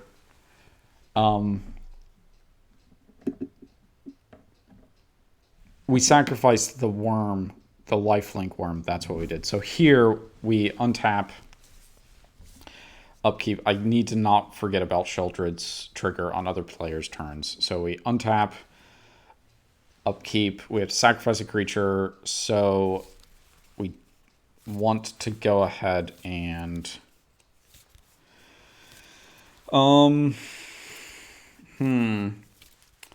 yeah, I think we go ahead and let I was thinking about it. I think what I'm going to do is I'm just going to go ahead and let Fertilid die. So Fertilid's dead. We draw a card for the turn. We get Necroplasm. Okay, that's fine. That is a thing. We play Ancient Ziggurat. Then with Corridor, the creature we're going to cast from our graveyard this turn is we're going to pay 7, and we are going to mutate Nethroi, Apex of Death, on top of the Corridor. So now we get to return up to 10 power of creatures from the graveyard. So Fertilid is 0, so that comes in for free. We are absolutely getting Remorseful Cleric because we need to exile people's graveyards. Probably Feldon's, but we really also just hate that Kaiga. So we do that. Let's see what else. Do we hit the... So that's 2 power. We need more power. We need more power. Let's see. I think that we... Do we just do... I think we just do Acidic Slime. We do Cadaver Imp. We do Umori. So this is 2, 4, 5, 9, 10. I think that's what we do because then we return... Let's see. That's 1, 2, 3, 4, 5, 6, 7. Dang it. What do we have in hand? Oh, okay. Yeah, that works. That's good. That seems good. Okay, we do that. We return with Cadaver Imp. I think we go ahead and get the Chittering Harvester so that we can recur again. But then because we have like a crap ton... No, wait, yeah, so we have a bunch of creatures out with 1, 2, 3, 4, 5, 6, 7. So we tap Gaia's Cradle for 7 mana, which allows us to play Protean Hulk, which technically only costs 6. So we have 1 green floating mana if we really had something to do with it, but we don't. So we go ahead and cast Protean Hulk. Yeah. Yup, that's the thing that we do. We get all of this stuff out. It's absurd. That's just freaking absurd.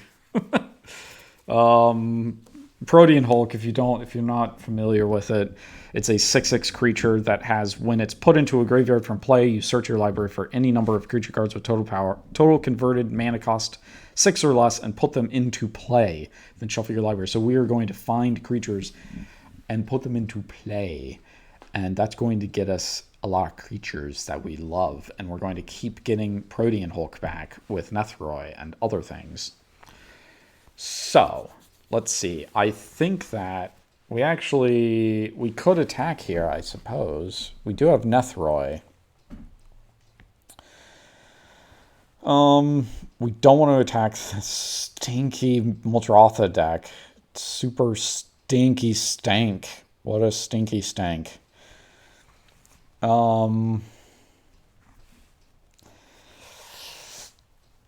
could arguably attack the legendary deck. I think we actually go after, because we want some more life, so we're going to attack for 5 against Feldon. He has some life that he likes or has built up. He has a blocker if he really wants to. I think that he doesn't block this turn, and he takes the damage. So he is at 43 life. Now, mind you, I am kind of like vaguely keeping track of commander damage. So Tymna has attacked the Feldon deck for 2, and Muldrotha has attacked the Feldon deck for 6, and now Nethroi has attacked for 5. We gained 5, so we're at 31 now.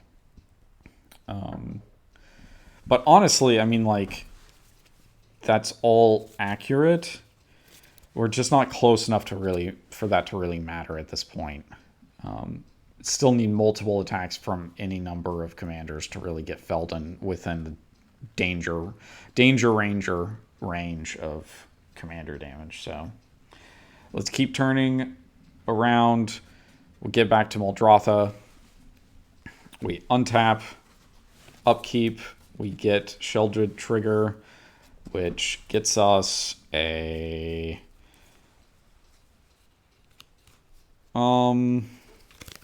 I think we get Kyoki Sanity's Eclipse, which is whenever you play a spirit or arcane spell, target opponent removes a card in his or her hand from the game. Seems good. Seems like it could be good. Untap, draw a card. We get Preordain. One of the few non-creature spells in the deck. There's not very many of them. So we went ahead and played a Swamp there. I think that what we do is we actually just start playing... let's see. We do need to decide who we want to exile cards from. So I think first we do 1, 2 to cast Eidolon of Blossoms. So it comes into play, and because it has Constellation, well, whenever we play first, we exile a card out of somebody's hand. I think we exile... So unfortunately, the Remorseful Cleric is already out, so we can't really exile that right now. So I think it's really down to whatever insanity the Feldon deck or the Legendary Reanimator deck has. They both have decent number of cards in their hand. 4 more, it looks like. So I think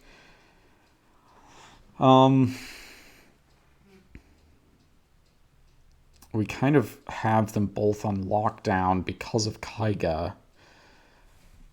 So this does present a good opportunity to exile cards out of their hand. I think maybe we exile out of the legendary Reanimator's hand just to... Because like all of the damage that that Feldon has is pretty much in his graveyard already. So again, we can't exile anything. So let's see. We get to target opponent removes a card in his or her hand from the game. Let's take a look at what they have in their hand. So we have to exile a card in our hand. We're going to go ahead and exile a swamp. And we're going to actually keep doing that. So I'm just going to keep this over here. So we are going to pay 1, 2, and out of our hand cast Kugemaro, First to Suffer, which is another demon card. So its power and toughness are each equal to the number of cards in our hand. So we have, it's a 5/5 right now, which is pretty reasonable. They have to exile another card in their hand. They're going to absolutely exile another swamp. And then we are going to... Oh, wait. We needed to sacrifice whenever we can. You may sacrifice. So I'm going to go ahead and sacrifice Dreamcatcher to draw a card. Zendikar Resurgent? Jesus. Okay, so then we're going to pay a blue and cast Dreamcatcher from our graveyard. Because we haven't cast a creature from our graveyard yet. Which means we make them exile another card. So we're going to exile a 3rd swamp. So that's not too bad for this turn. We still have attacks that we could make. Oh, I needed to tap 1 more mana for Kagemura.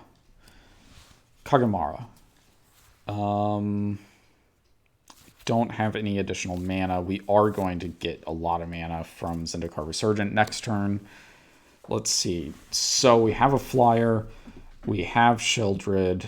We have Muldrotha. I think that we do another round of attacking with all of these. And I think we go ahead and go after... So the...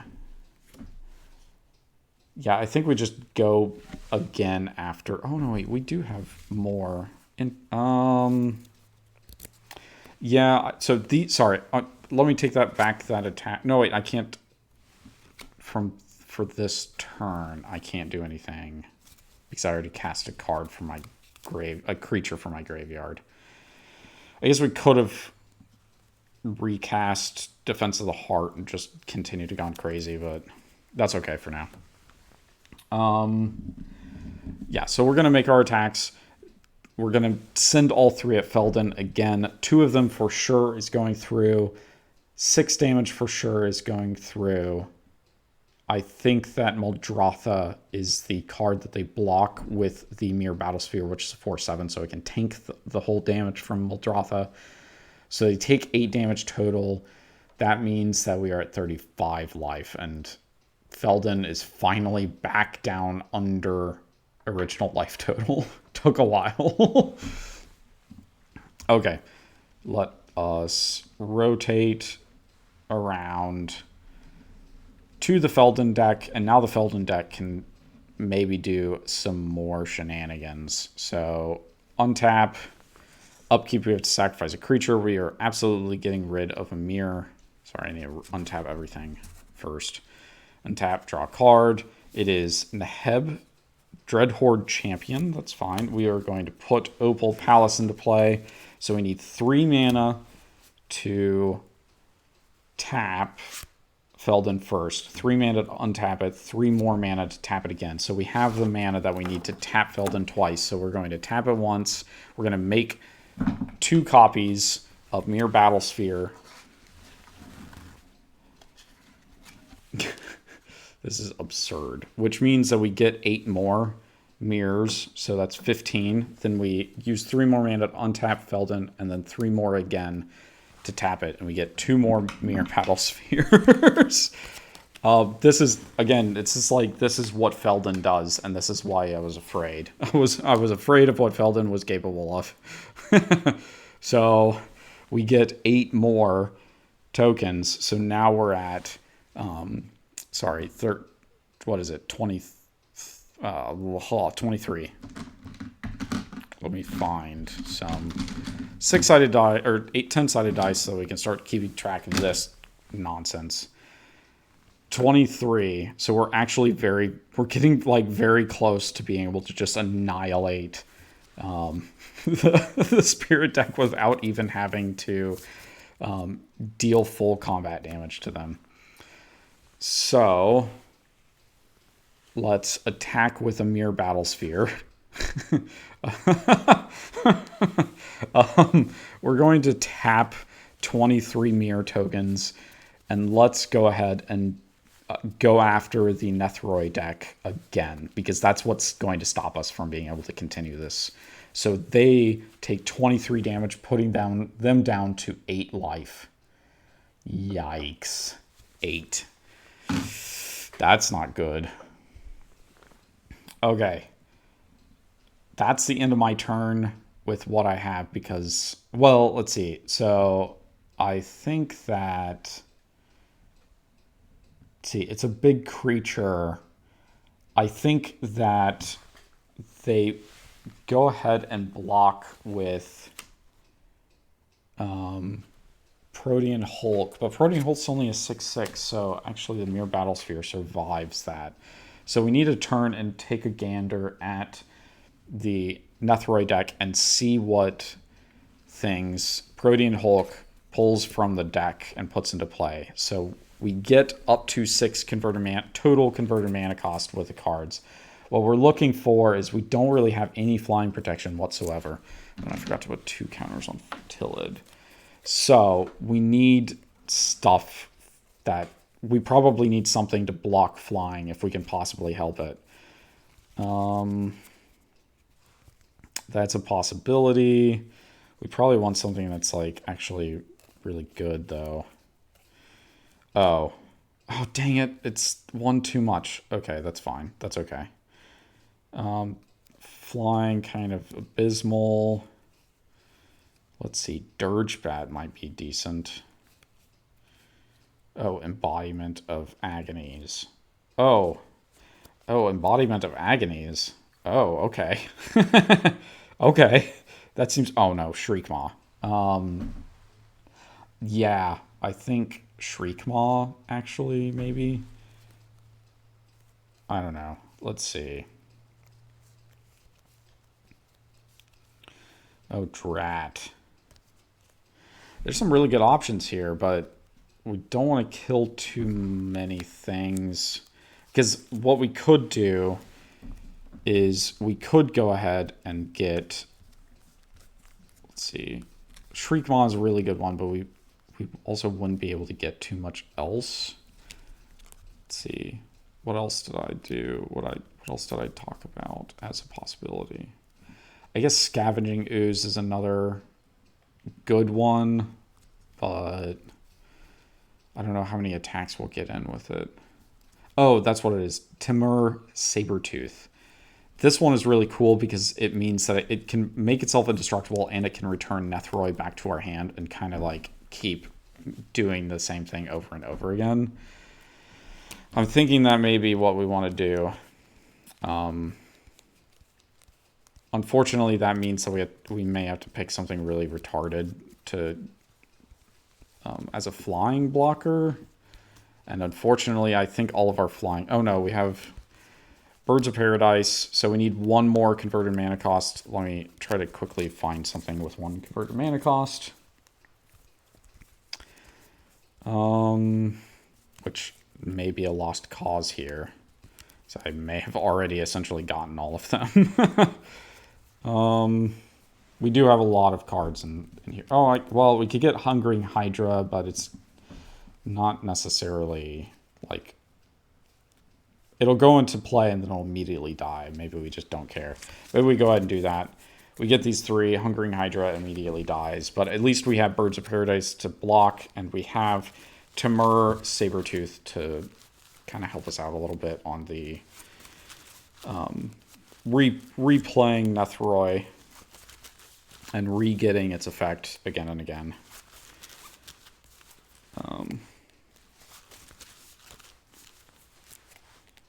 Makes it a lot easier when you have Nethroi. So, I mean, when you can recast Nethroi a bunch of times, it makes this a lot easier. So let's go ahead and do that. These two are out. Yeah, that's good. Okay, so that's the end of Feldon's turn. We go to Legendary Reanimator, and their whole goal this turn is to stop that stupid Kaiga guy. So we have, Animate Dead. Seems pretty good. Okay. Yeah, oh man, and we actually dealt more damage with Ravos. Okay, that's okay. That's okay, it's okay, it's okay. Let's see. How much mana do we have and what can we really do here? So we have this. We may actually be really close to killing the Nethroi deck. So first, let's do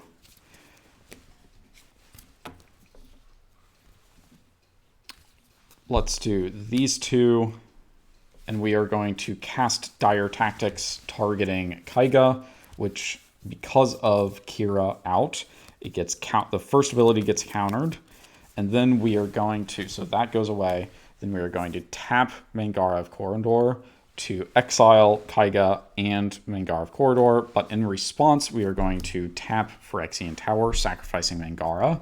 So the ability is still on the stack because it still has a target, specifically the only target that I've specified, which is Kaiga.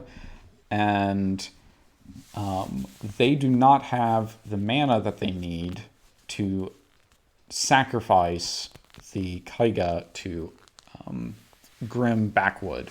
So Kaiga is going to disappear forever. Oh, and we had to sacrifice a creature. So Sanitarium Skeleton absolutely is getting sacrificed.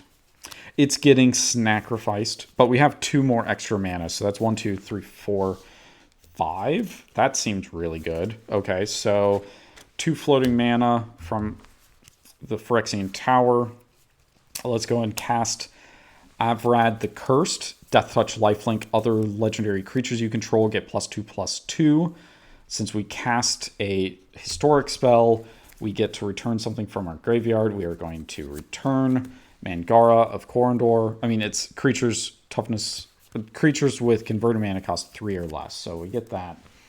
Then we are going to pay 5 more, and we are going to cast Audric from our hand. And because Audric, Lunarch Marshal, because we cast a spell again, we're going to get Sanitarium Skeleton back into the battlefield.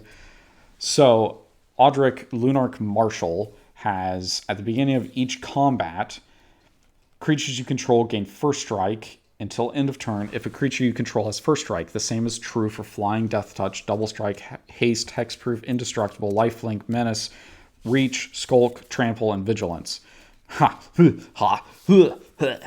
Okay, we have a lot of that. We have a lot of this stuff. So we have Flying, Death Touch, and Lifelink on our creatures. So we have 2 creatures that we can attack with this turn. I think we are going to go ahead and try to wipe the...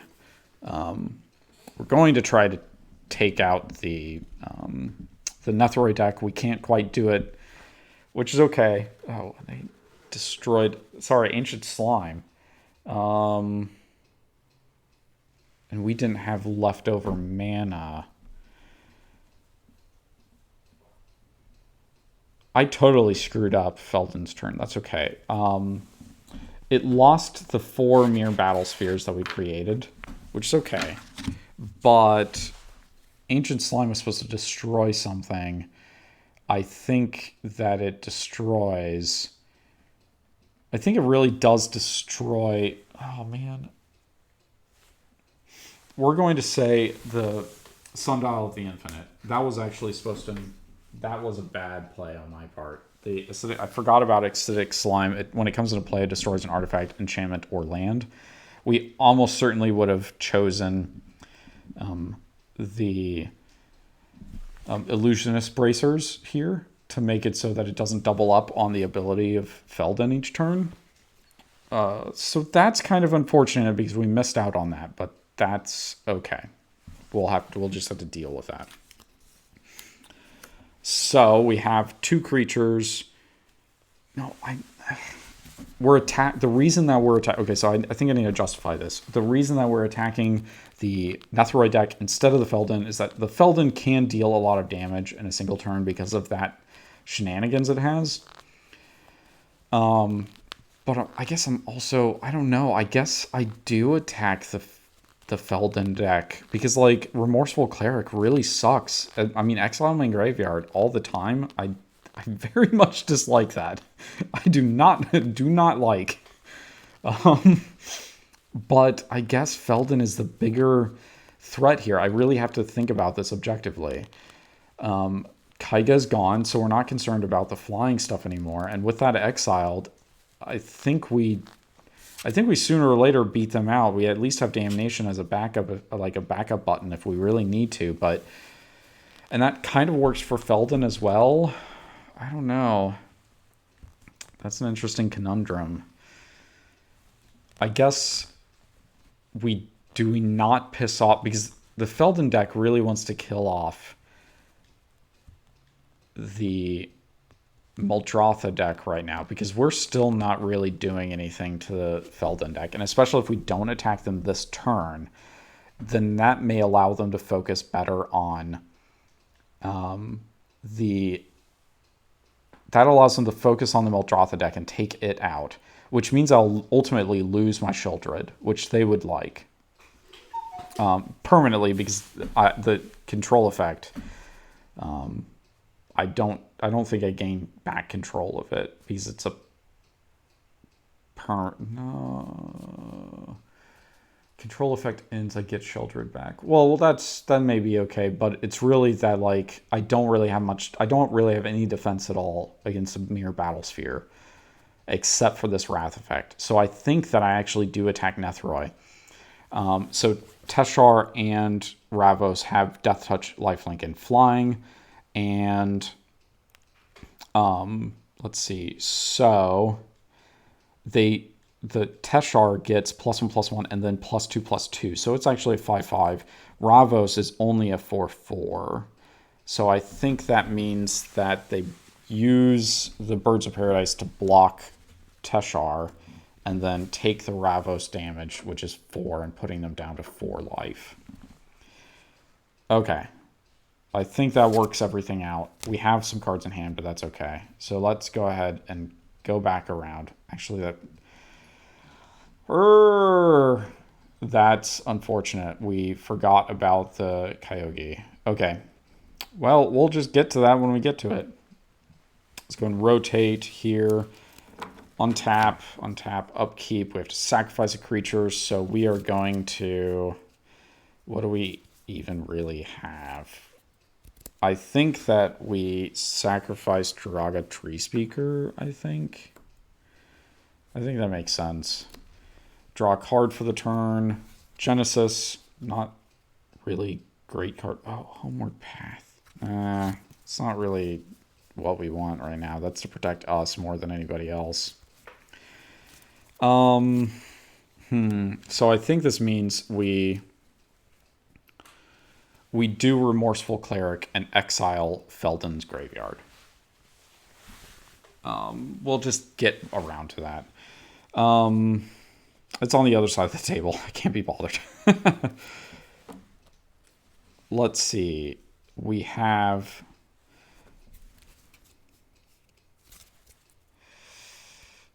Do we cast... Wait, so... Actually, before we exile that, maybe this is when we do this. 1, 2, 3, 4, 5, 6, 7 mana for Gaia's Cradle, which allows us to... Wait, did we discard that? Is that somebody else's? Oh, that Zendikar Resurgent is theirs. Okay, so 7 mana.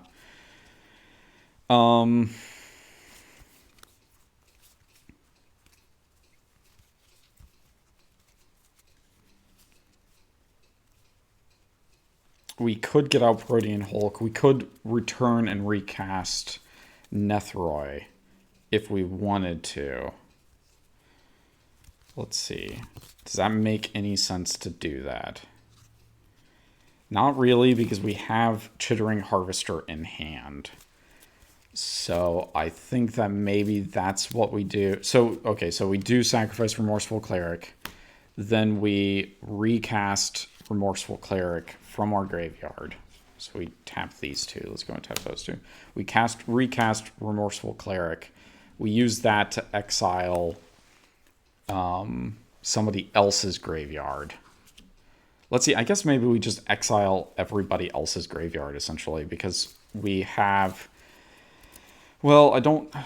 Let's see. So that was white. We actually don't need this. We had 7 mana.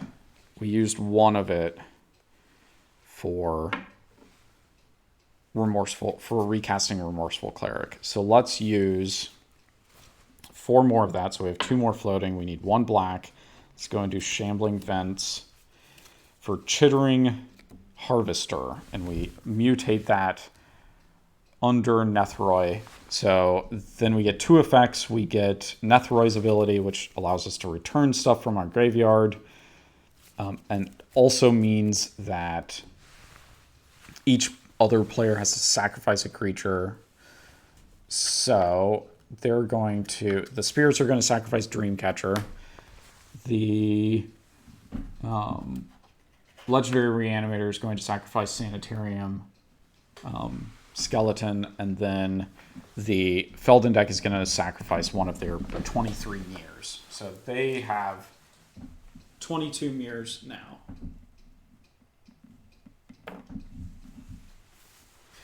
Let's see what I get to return. I am going to absolutely return Remorseful Cleric again. So that's 2. Let's just say this is 0, so that's for free. Protean Hulk, that means 8 total. So we have 2 more total that we can get. Let's just go ahead and get Jiraga Tree Speaker again. So we have all of these again. Oh, and that was reduced, actually. Oh, man. Sorry, Umori actually reduces the cost for both the Remorseful Cleric and for the Chittering Harvester. So we have that mana back. I'm going to get it right sooner or later, guys. Just hang on. So those are all back. We could pop up the Timur. So I think what we do is we hang on. Let's go ahead and play Genesis out. We have the ability to do some other stuff. Let's go ahead and pay 3. So these are the 3 that we're going to pay. We're going to pay 3, and we're going to remove a counter from Fertilid to get a basic land card into play tapped. Let's go ahead and get a Swamp. A Swimmy Swamp into play tapped. Just to ramp a little bit and keep doing that.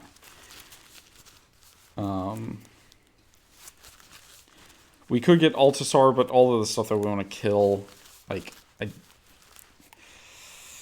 we can do Apex Altasar next turn, maybe, with the Timir Sabertooth.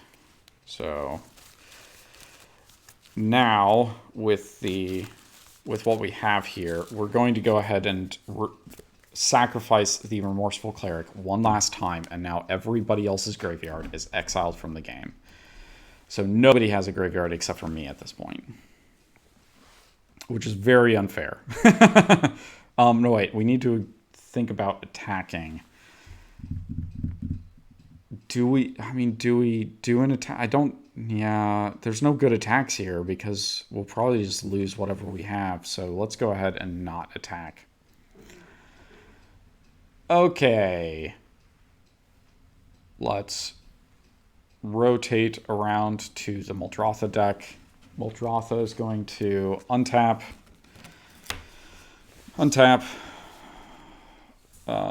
Let's move the graveyard into the exile zone.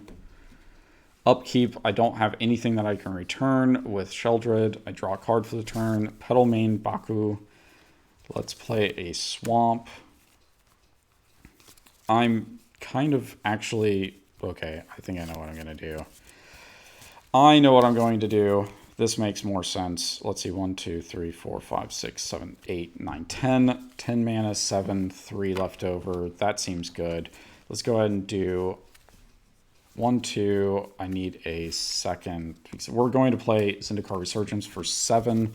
So that's 1, 2, 3, 4, 5, 6, 7. That's 7 mana to cast Zendikar Resurgent. So whenever I tap a land for mana, I add an additional mana to my mana pool. And whenever I cast a creature spell, I draw a card. So I'm not going to be casting a creature spell right now. I'm just going to double up on this mana that I tap. So I get 4 mana, but what I'm using it for is Pernicious Deed. Pernicious Deed is an enchantment. Pay X, sacrifice it, destroy each artifact, enchantment, creature, with converting mana cost X or less. I'm actually going to sacrifice it and pay 0. And we are going to wipe. We are going to absolutely... Well, let's see now. Hang on. I'm going to actually do 2. I'm going to pay 2. Everything with converting mana cost 2 or less gets sacrificed with Pernicious Deed. That's a lot of things. That doesn't destroy... I think it destroys my fertile ground. That's okay. I can recast that ultimately. That's the beauty of it, is that I can recast that. I'm not really concerned about that. But it does get rid of a crap ton of things on everybody else's board. It means that we have no more mirror tokens. They're all gone. No more mirror battle spheres. They were tokens. They have 0 mana cost. No, wait, I guess... No, they stay there. Because they carry the mana cost of Mirror Battlesphere. The mirrors do die, though. Feldon, the Illusionist Bracers, and this dies. So these 2 are gone. This is exiled. So we just have Sword of the Payrons now. Ouch. That's a big blow. So these are all exiled for Legendary. I think we lose Coal Diamond and Orzhov's Signet. So that's some mana that we lost here. But everything else we actually ended up being fine on. And we need to keep going around and take a look at Nethroi. Nethroi loses some as well. Nethroi loses its flying protection and Draga Tree Speaker. Those are gone. Didn't lose anything else, though. That got rid of a ton of things, like a metric ton of things. Now we're really far ahead because we can keep doing Pernicious Deed. We can keep annihilating things if we need to. So with that, we do have a blue floating because blue was like one of the last lanes that we tapped for this. So we could go ahead and play Preordained, Scry 2, and then draw a card. Do we want any of those? I don't think so. I think we want to see what else we got. So we scry those to the bottom, we draw a card. It was just 2 lands, Ashen Skin, Zubara. Yeah, that's probably decent. Okay, so I don't have anything else to cast this turn. I can attack. I probably need to attack. Now, I can't attack the Legendary Reanimator anymore. I need to get rid of the Audric. So I need to find a way to get rid of Audric. Because otherwise they have Flying, Death Touch, and Lifelink. So that's not any good. I can't really attack into Nethroi with what I have. I mean, I can attack with the Flying. So maybe I go ahead and do the Flying damage here. But I don't have any other Flying. So maybe that's... Oof. I guess we can't really make any other good attacks, so we're just going to attack for 2 against the Nethroi deck. Oh, no. Oh, wait.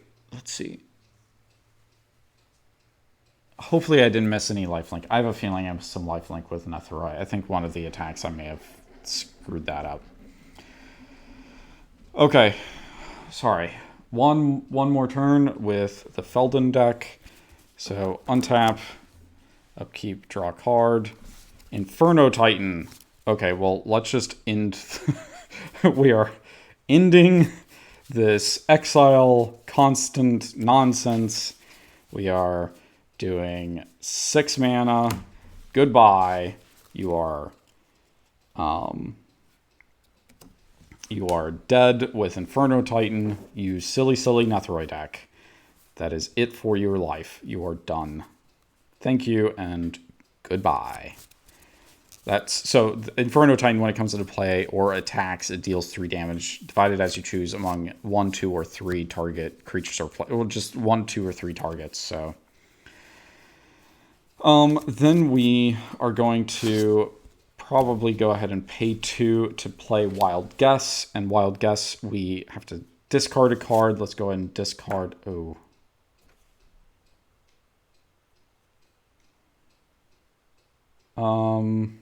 I'm not sure what other. Oh, well, we have a Blade of Selves. I still wonder if. Let's go ahead and do that. We discard the Hoarding Dragon. Wild Guess. Since we discarded, we get to draw 2 cards for this. Well, it would be nice if Pyroblast had. I guess what we try to do is we try to kill Kira next turn, I guess. Okay, so this is untapped. Nethroi is gone. We could try to kill off some creatures from them. I think we're kind of at a stalemate. I think we just rely on whatever we can do with Inferno Titan, I think. So let's keep rotating around over here to the Legendary Reanimator deck. We untap. Did we gain? I don't think we gained the 9 life from. Jeez. Why am I so far behind? Okay, so that's 3. We need 6 more life here. 6 here. Draw a card for the turn. It is a swamp. Let's go and play that swamp. We need to. We can exile something. Is that what we do? How much mana do we have? Let's see. So that's enough to cast to play that. Okay, so we don't have enough to do what I'm thinking about doing. So let me think. We can't return a creature with Ravos Tymna. Or, I mean, we couldn't. So we have just a bunch of flyers. We don't really want to. Maybe we just create a creature here with the Westvale Abbey. I think that's what we do. We just go and make a 1/1 cleric. Which gives us some more fodder for later. 1/1 cleric with our Westvale Abbey.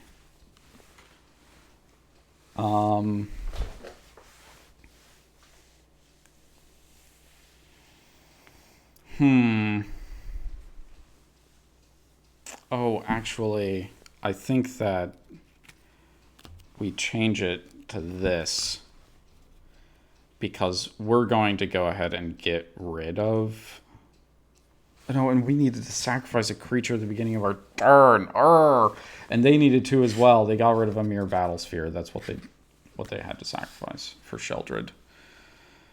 I don't really want to get rid of Sheldred forever, though, but it's really kind of annoying. Do we get rid of Teshar? I think that means that we get rid of Teshar. Ouch. Okay, I think Sheldred needs to go. Sheldred needs to go away forever. So we are going to Mangara our way into exiling Sheldred again and have 2 floating mana. And we are going to. Do we do that? I don't know that that makes any sense. Okay, so we're just going to do it like that, and Sheldred is now dead. Gone forever. We have a lot of exile effects, apparently. This guy can't attack this turn.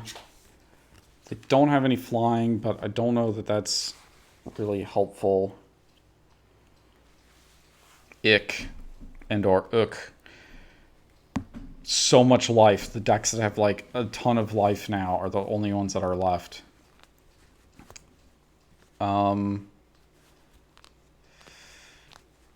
I think we just pass the turn. I think that's all we do. We have some beefy creatures to do blocking with, and that'll be good enough. That'll be good enough for now. So this guy is dead. He's dead, Jim. He's gone forever. I just need to clean it up real quick. Because getting it out of the way will help later for concentrating on what's left. There's too much stuff out. It's like kind of causing me to unfocus, so I'm going to try to quickly move all of it out of the way.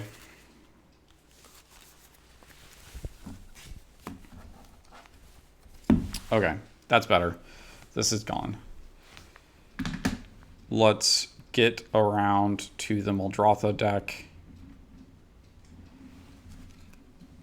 Untap, upkeep. We don't really have anything, so draw a card. Drowned Rusalka. Okay, interesting. Let's go ahead and play an island.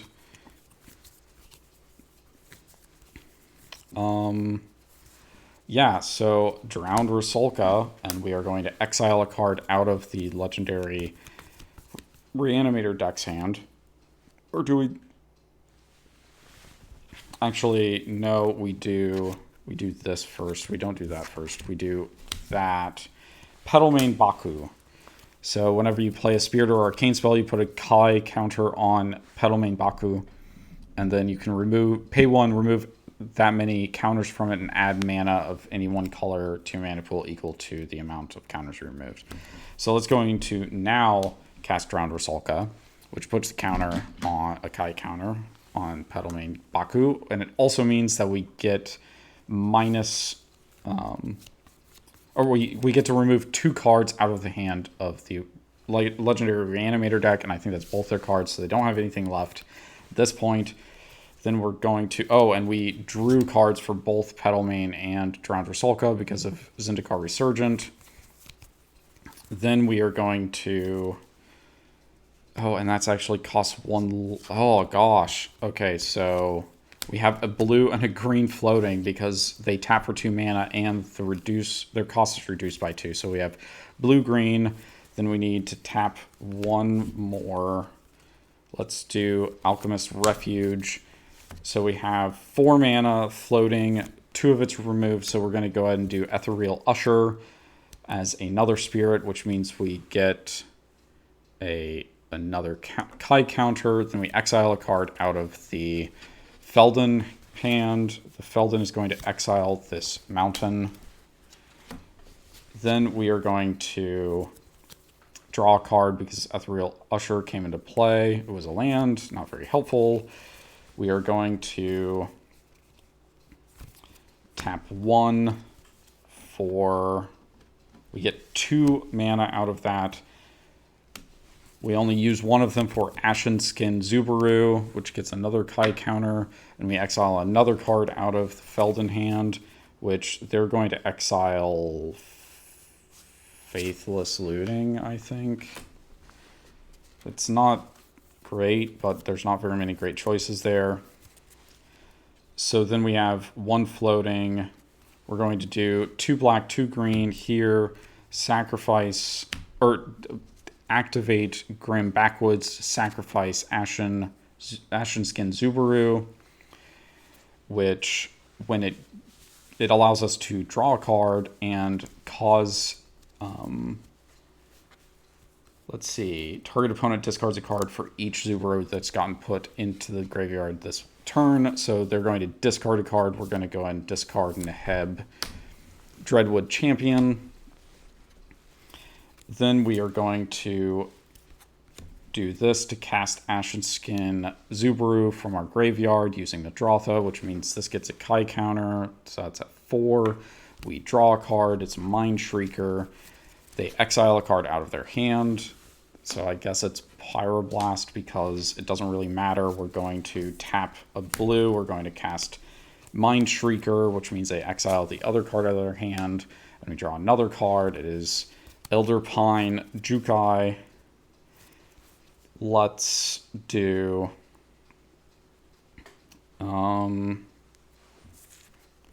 let's go ahead and cast Elder Pine Jukai, getting another, so it's 5 counters. We draw a card, exile another card. Nobody has any cards on their hand except for me.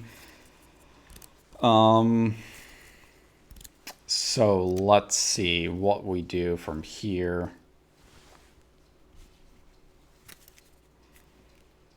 We have some attackers. Let's go ahead and do... We can't really attack into the Legendary Reanimator deck still.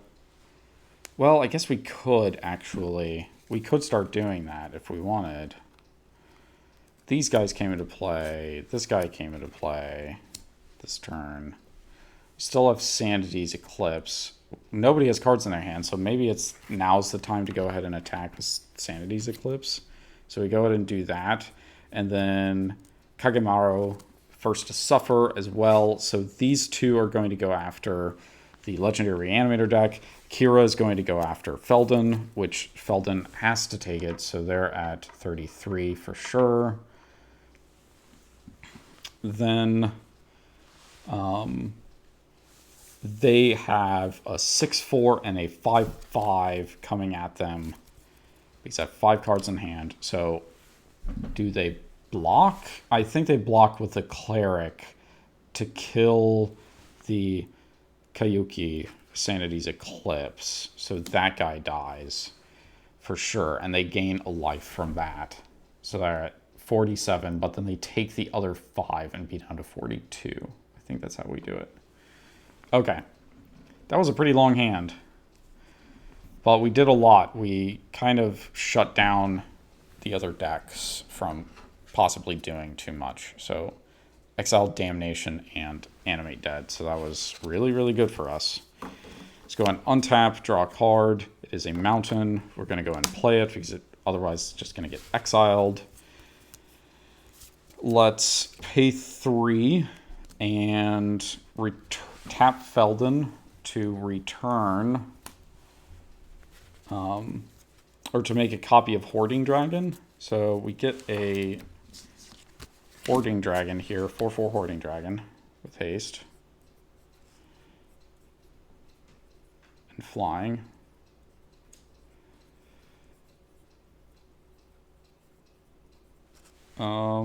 Let's see what's in our deck with Hoarding Dragon. Oh, okay. Okay, so there is some good choices here. That's an amazing choice, but I don't think it's quite as good as I want. That's another one.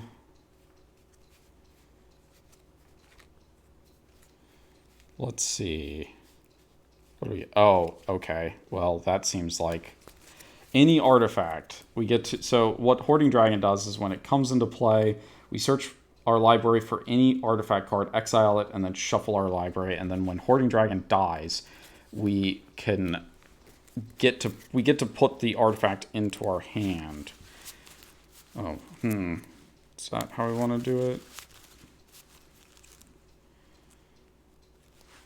Oh, the exile guy is... Well, he's gone, but he's not really gone.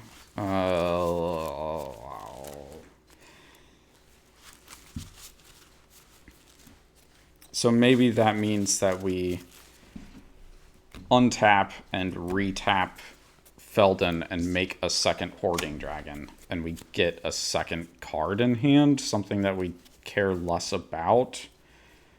So let's go ahead and get the Meteor Golem. And so this forces multiple triggers now. I know that they can exile 2 cards, but maybe we can get lucky here.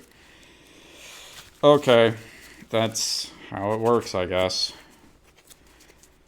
But we do have 2 flyers, so that in and of itself is pretty good. We're definitely attacking in the air for 4 damage, and there's not any blockers over there. So for sure they're going to take 8 damage, which is pretty good. So they have gotten hit for... They're down to 32 for sure. Then we probably will attack with more. I think we go in and attack with Inferno Titan. We're less concerned about graveyard removal. So that's 3 damage again for sure. That puts them down to 29 life. And let's see.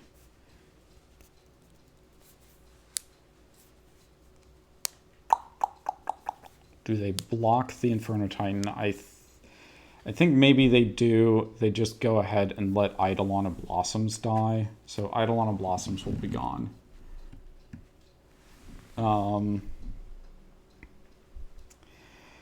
And so mere Battlesphere attacking doesn't do any good. So we'll hang that back. So then at the end of the turn, the Hoarding Dragon tokens go away. And we get both the Ancient Stone Idol, which is a 12/12 that can, when it dies, it creates 6/12 colorless artifact creature tokens. And then Meteor Golem, when it enters the battlefield, destroy target non-land permanent and opponent controls. So we get both of those into our hand. It'd have been nice to be able to like discard them and do something else, but for now that's what our turn is. So now back to Legendary Reanimator. We untap, draw a card. Well, untap, upkeep. Let's return.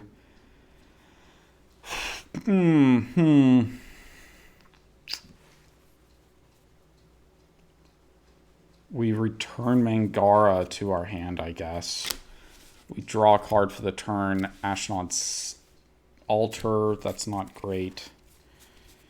1, 2, 3. We cast Mangara again.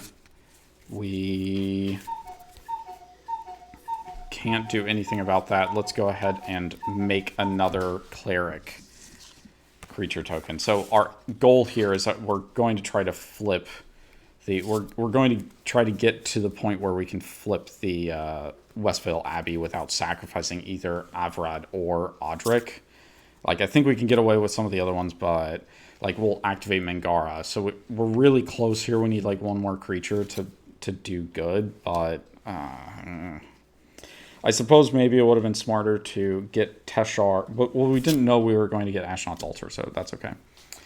We don't have Vigilance. We do have Flying Lifelink. We could attack over somebody's head. Let me think about whether we do that or not. Maybe we just go ahead and do it, because then we deal a lot of damage here, and we can just block with Clerics and build them up until we can get Westvale Abbey. Because the other side of this is a 9/7 Flying Lifelink Indestructible Haste creature, which, I mean, it's just going to be so good with everything else. Especially with Odric being able to give all creatures those abilities. So let's see what else we have. We are going to attack. We're going to try to get rid of... The Feldon deck is really damaging right now. So I think that... I think we split the attack. So we attack one at the... I think we do one at the Muldrotha deck and 2 creatures at the Feldon deck. Because the Feldon deck is a little bit more dangerous right now. So Avrad is going to be the one going after Muldrotha for 4 damage lifelink. And then these guys are going to get +3/+3 and +2/+2. So Odric is going to deal 6 damage and Ravos is going to deal 4 damage. So 10. That puts Feldon at 23. And Muldrotha at 25. So they're actually pretty evenly matched here. And I will gain 10, 14 life, so that puts me at 56. Okay. Back to the... We're trying to do this quickly here. Well, I am trying to get done. I have a lot here. I have a lot of cards, a lot of moving pieces. This is like actually where it's really fun, is being able to do this where so many different pieces are going all at the same time. Okay, so we are moving around.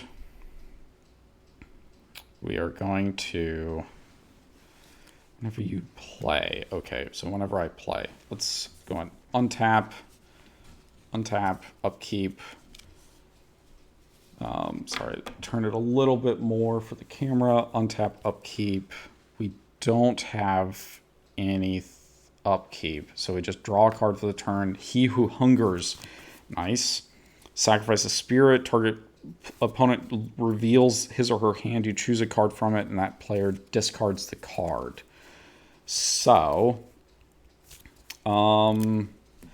let's go ahead and that's double black.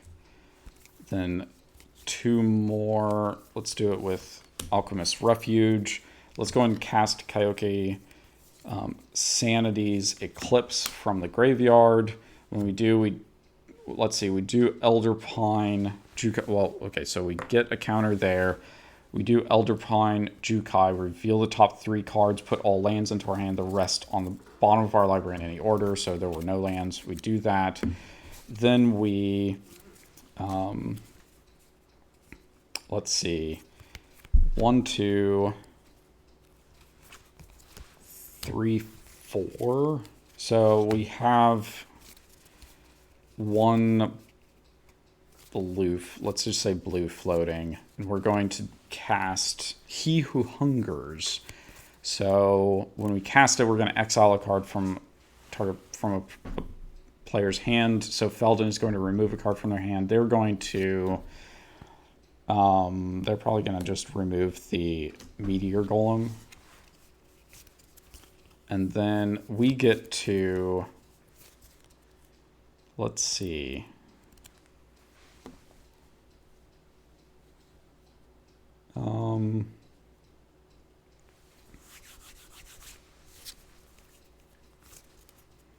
We can sacrifice.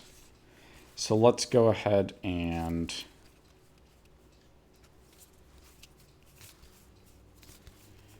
sacrifice. We're going to, oh wait, so we have a blue floating, so we're going to use that blue for He Who Hungers. And the reason that we tap 4 mana, this is reducing this cost by 2, so it only costs 3, so we have 1 mana floating. We'll use that 1 mana to sacrifice a spirit.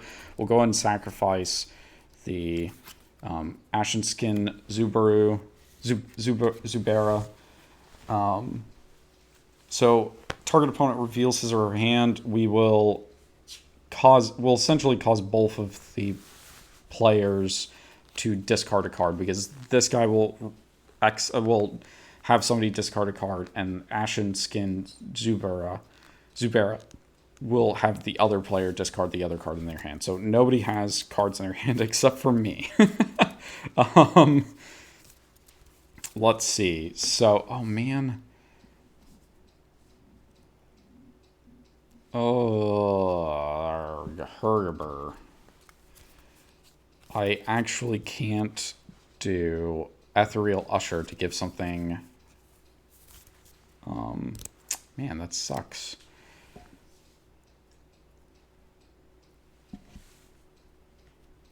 So what we do is we have these 2 flyers. We'll swing for 3 at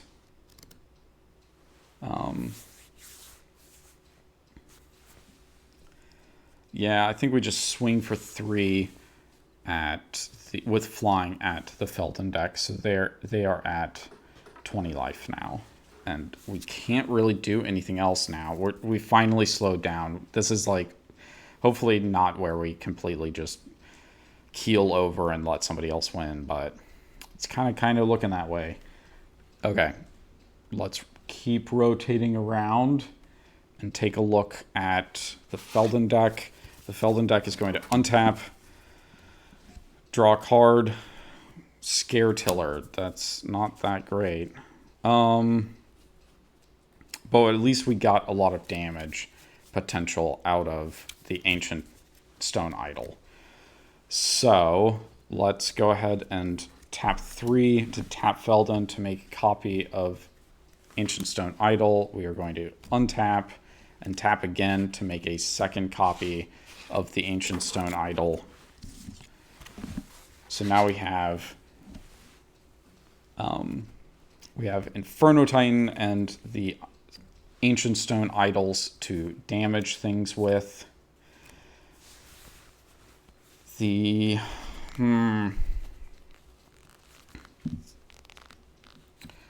think what we do actually is we're going to attack the Legendary Reanimator deck at this point. So we're going to go after them with everything. The Inferno Titan is going to deal 3 damage to Mangara of Corondor before combat to make sure that it dies with, and that's with Inferno Titan's ability. They have 2 clerics to block with. They have 24, 28 damage coming their way. I think they go ahead and take it. So that's 16 of the 24. We need 8 more. So that puts us down to 32 life. Which is a big chunk. So that is the end of our turn. We're going to go around to the Legendary Reanimator. Untap, upkeep. Let's go and get Teshar this turn into our hand using Ravos' ability. Oh, wow. We had to discard this. We got Teshar. Oh my gosh. Okay. That's a big deal. These things are... This is in the graveyard. This is gone. Okay, so Urza's Ruinous Blast, we are absolutely going to... We are going to cast it. Or do we do... For... Yeah, let's go and do that. So we pay 4 for Teshar, and then we're going to cast Ruinous Blast, which triggers Teshar and brings Mangara back to the battlefield. Okay, so Urza's Ruinous Blast, exile all non-land permanents that aren't legendary. So these clerics go away, unfortunately. Very unfortunate. But we exile so much else. These 2 can't attack. So Inferno Titan goes away. The Mere Battle Sphere goes away. The artifact allowing Feldon to untap goes away. We get a lot of other exiled things over on this side of the spirits. So the question is, do we sacrifice something that we really want to keep around so that it doesn't go away?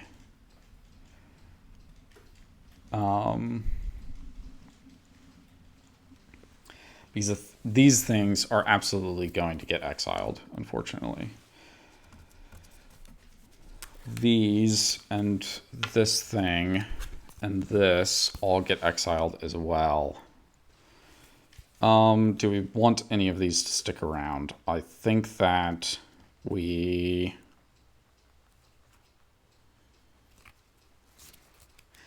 Maybe the Drowned Ursulka. Let's go ahead and do that. So we're going to activate the last time we get to activate it, or use the ability to like do that. We're going to Grim Backwoods to sacrifice Drowned Ursulka and draw a card.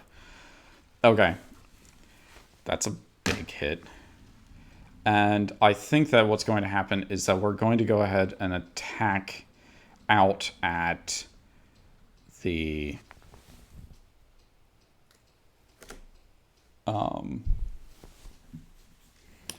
we are going to go ahead and go after the Feldon deck, and we're going to swing for a decent chunk of damage. It's going to be...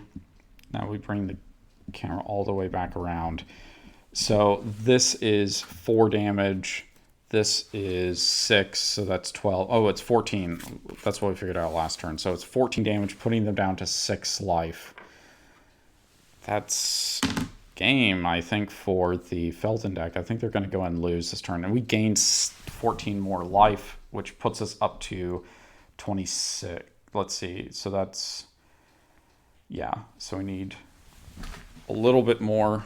4 more up here. We're at 44. We finally attritioned Feldon down, I think. Man, we're over 3 hours. Really long game. A decently long game. And I think that it's too much of a risk to this deck. I see my problem is here that here I might consider actually not killing Feldon and making Feldon be killed by the legendary Reanimator. Tap draw. Let's go and put an island. Just because they can deal more damage and maybe I can get away with it. I mean, they're dealing so much damage and I'm not like getting through too much of my own damage. That's what I'm afraid of. I'm afraid that I'm not going to be able to actually kill people, especially with how easily they're returning things every single turn.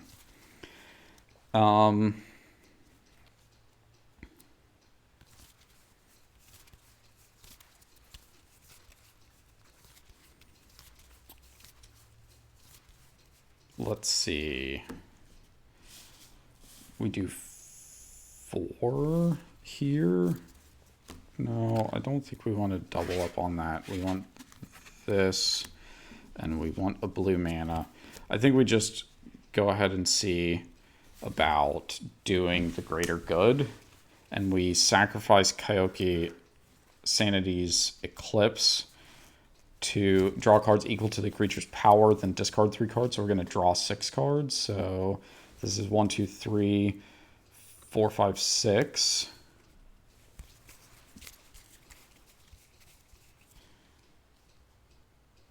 Oh, okay. Yeah, that helps out. So that was a good idea. Okay, so we 1, 2, and play Shinin of Life's Roar. We also play a land for the turn. Let's go ahead and play Drowned Catacomb. And then we do...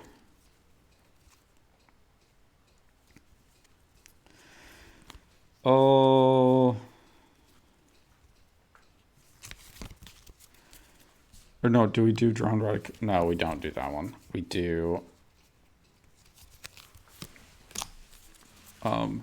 that Gemstone Mine. So it comes into play with 2 counters on it. We're going to remove a counter to tap it and add a green to our mana pool. We're going to do 3 more over here, and that allows us to cast Kodama of the South Tree, which whenever you play a spirit or arcane spell, each other creature you control gets +1/+1, gains trample until end of turn. We don't really have enough to play much else. Let's go ahead and just get rid of cards out of our hand. Can. So Armillary Sphere. We're going to go ahead and pass the turn. It's going to be Feldon's turn. So we could have killed Feldon. Hopefully they take that as a sign of we need their help to kill off the legendary Reanimator, which I think that they do. I think they would recognize that. So untap, draw a card. Crystal Vein, not great. Actually, I guess we just kind of leave that in our hand. We pay 3, tap to... I guess we actually bring back Neheb. We attack with them. Do they block? I don't think that they do. I think they just take the 5 damage because it's not that big of a deal. And it leaves them with more creatures. So we discard the cards in our hand. We draw 2 cards and add 2 mana to our mana pool. So then we have 2 mana, 3, 4, 5, 6, 7, 8, 9 mana. So that's enough to do... It doesn't really matter. So that's 2, 3, and 5. And cast Precursor Golem. And then that's that. This was always in our graveyard, but we get Precursor Golem. We get 2 golems, but I think we're just going to go ahead and call it as we rotate around untap,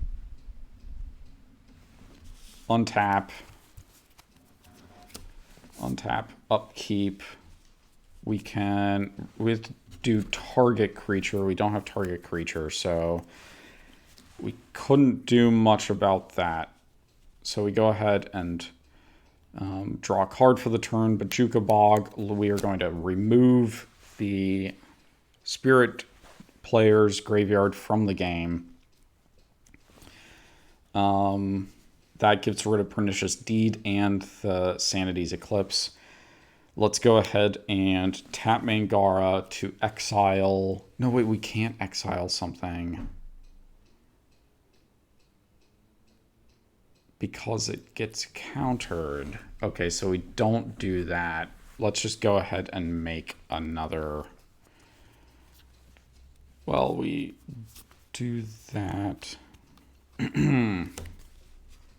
We leave that up. We do 5 here. We get another cleric. We definitely, this is dealing 6 damage in the air against them. Do we do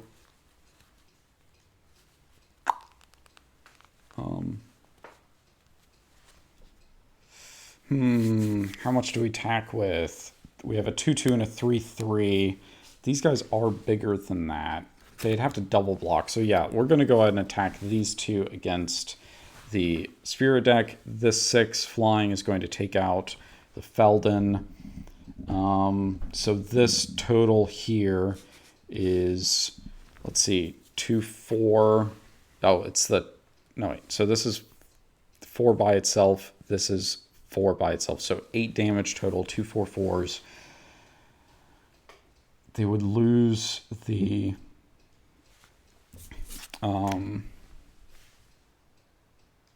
do they want to get rid of, so they really need to keep Kira, so I guess they can block one of them with the He Who Hungers and take 4 damage, and these gain 14 life, so that's 1 and then 13 more to there.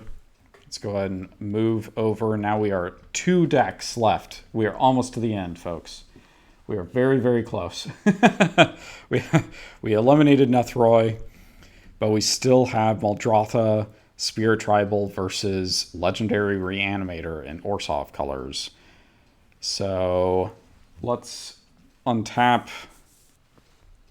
Let's see. He Who Hungers blocked. This graveyard got exiled by Bajuka Bog, which is cleaning up from last turn.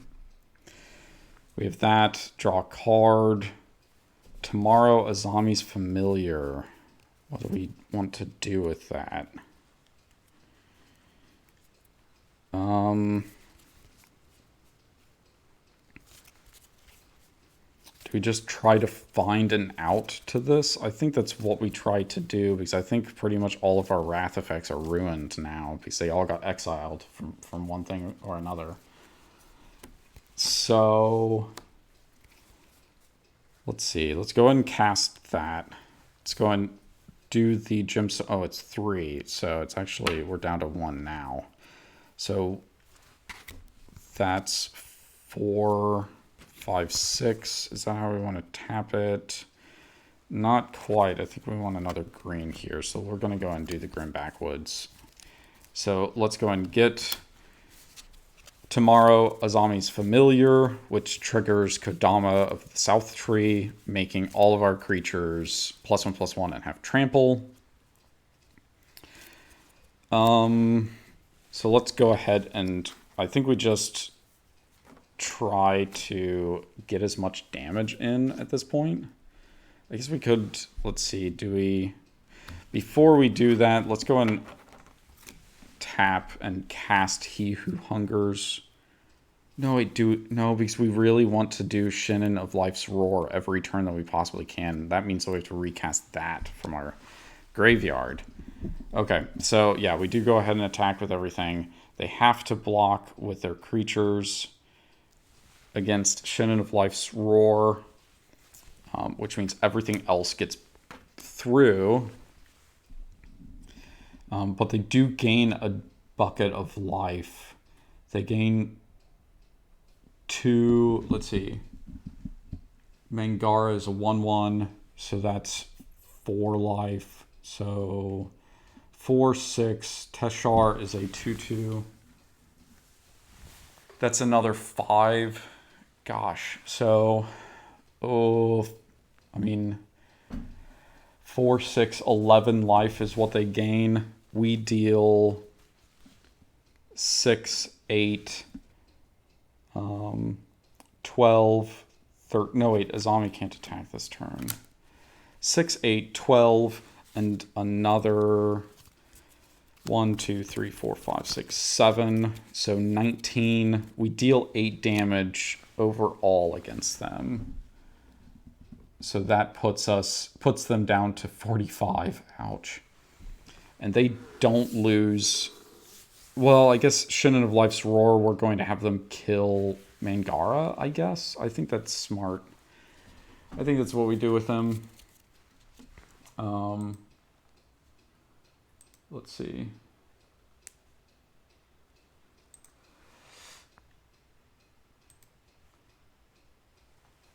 Yep, I think that's what we do. Doesn't... Shinnin of Life's Roar is dead. Oh no. Oh no. Oh wait, so then second main, we go ahead and recast it from our graveyard, because that's what we need to do. And that was with Muldrotha. So the Legendary Reanimator deck has taken 6 damage from Muldrotha, but that's not really going to be enough quickly enough. This deck is toast. It got killed the other turn.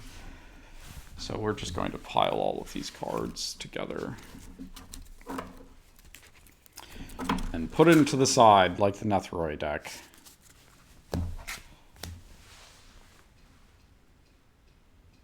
Okay.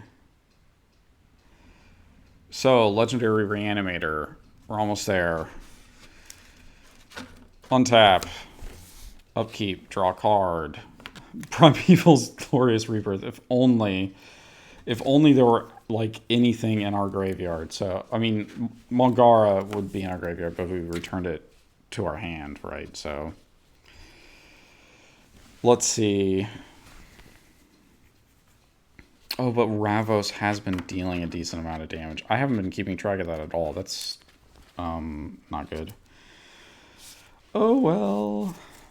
Let's see. So, let's go and do 5 and... No, wait. We want to do this 5 and this 3 for Mangara. So we're going to cast Tymna from our command zone so that we have the ability to start drawing some more cards. And we are going to cast the Mangara from our hand again. So we are going to swing all out. They have no blockers, so they are going to take 14, 16 damage total, putting them at 5 life. And we are going to gain 16 life, putting us at... sorry, 61. So we needed one more die. Okay, there we go. And we're going to pay a life to draw a card with Tymna. It's Omnixilus, the Unshackled. Okay, because of course. No, should we have just... Oh, wait. That makes more sense. Okay, that's game. Sorry, I forgot about Teshar being able to attack this turn. And that's another 5 damage. Oh, gosh.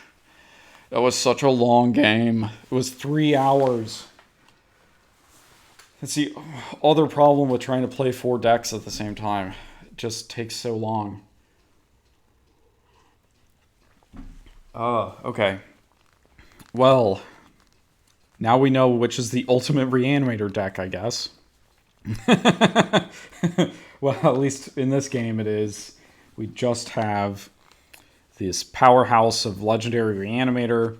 We didn't even get to see some really good cards in here. I mean... we never got to Cathophed. We never got to see Tesha, which would have done crazy things with it. We never got to see Mikaeus or Yawgmoth. I just mean there's a ton of cards in here. This is the deck that has Kokosho, or I mean Cocoa Pebbles basically. So yeah, there were still a lot of really good cards in this deck that we could draw into and really take over the game with. So I think between this deck and the Feldon deck that I have, I think those are the two that are the best. As far as it comes to Reanimator, I really want to build more Reanimator decks in the future. I'm thinking maybe Jund Reanimator, but I guess we'll see. I don't know.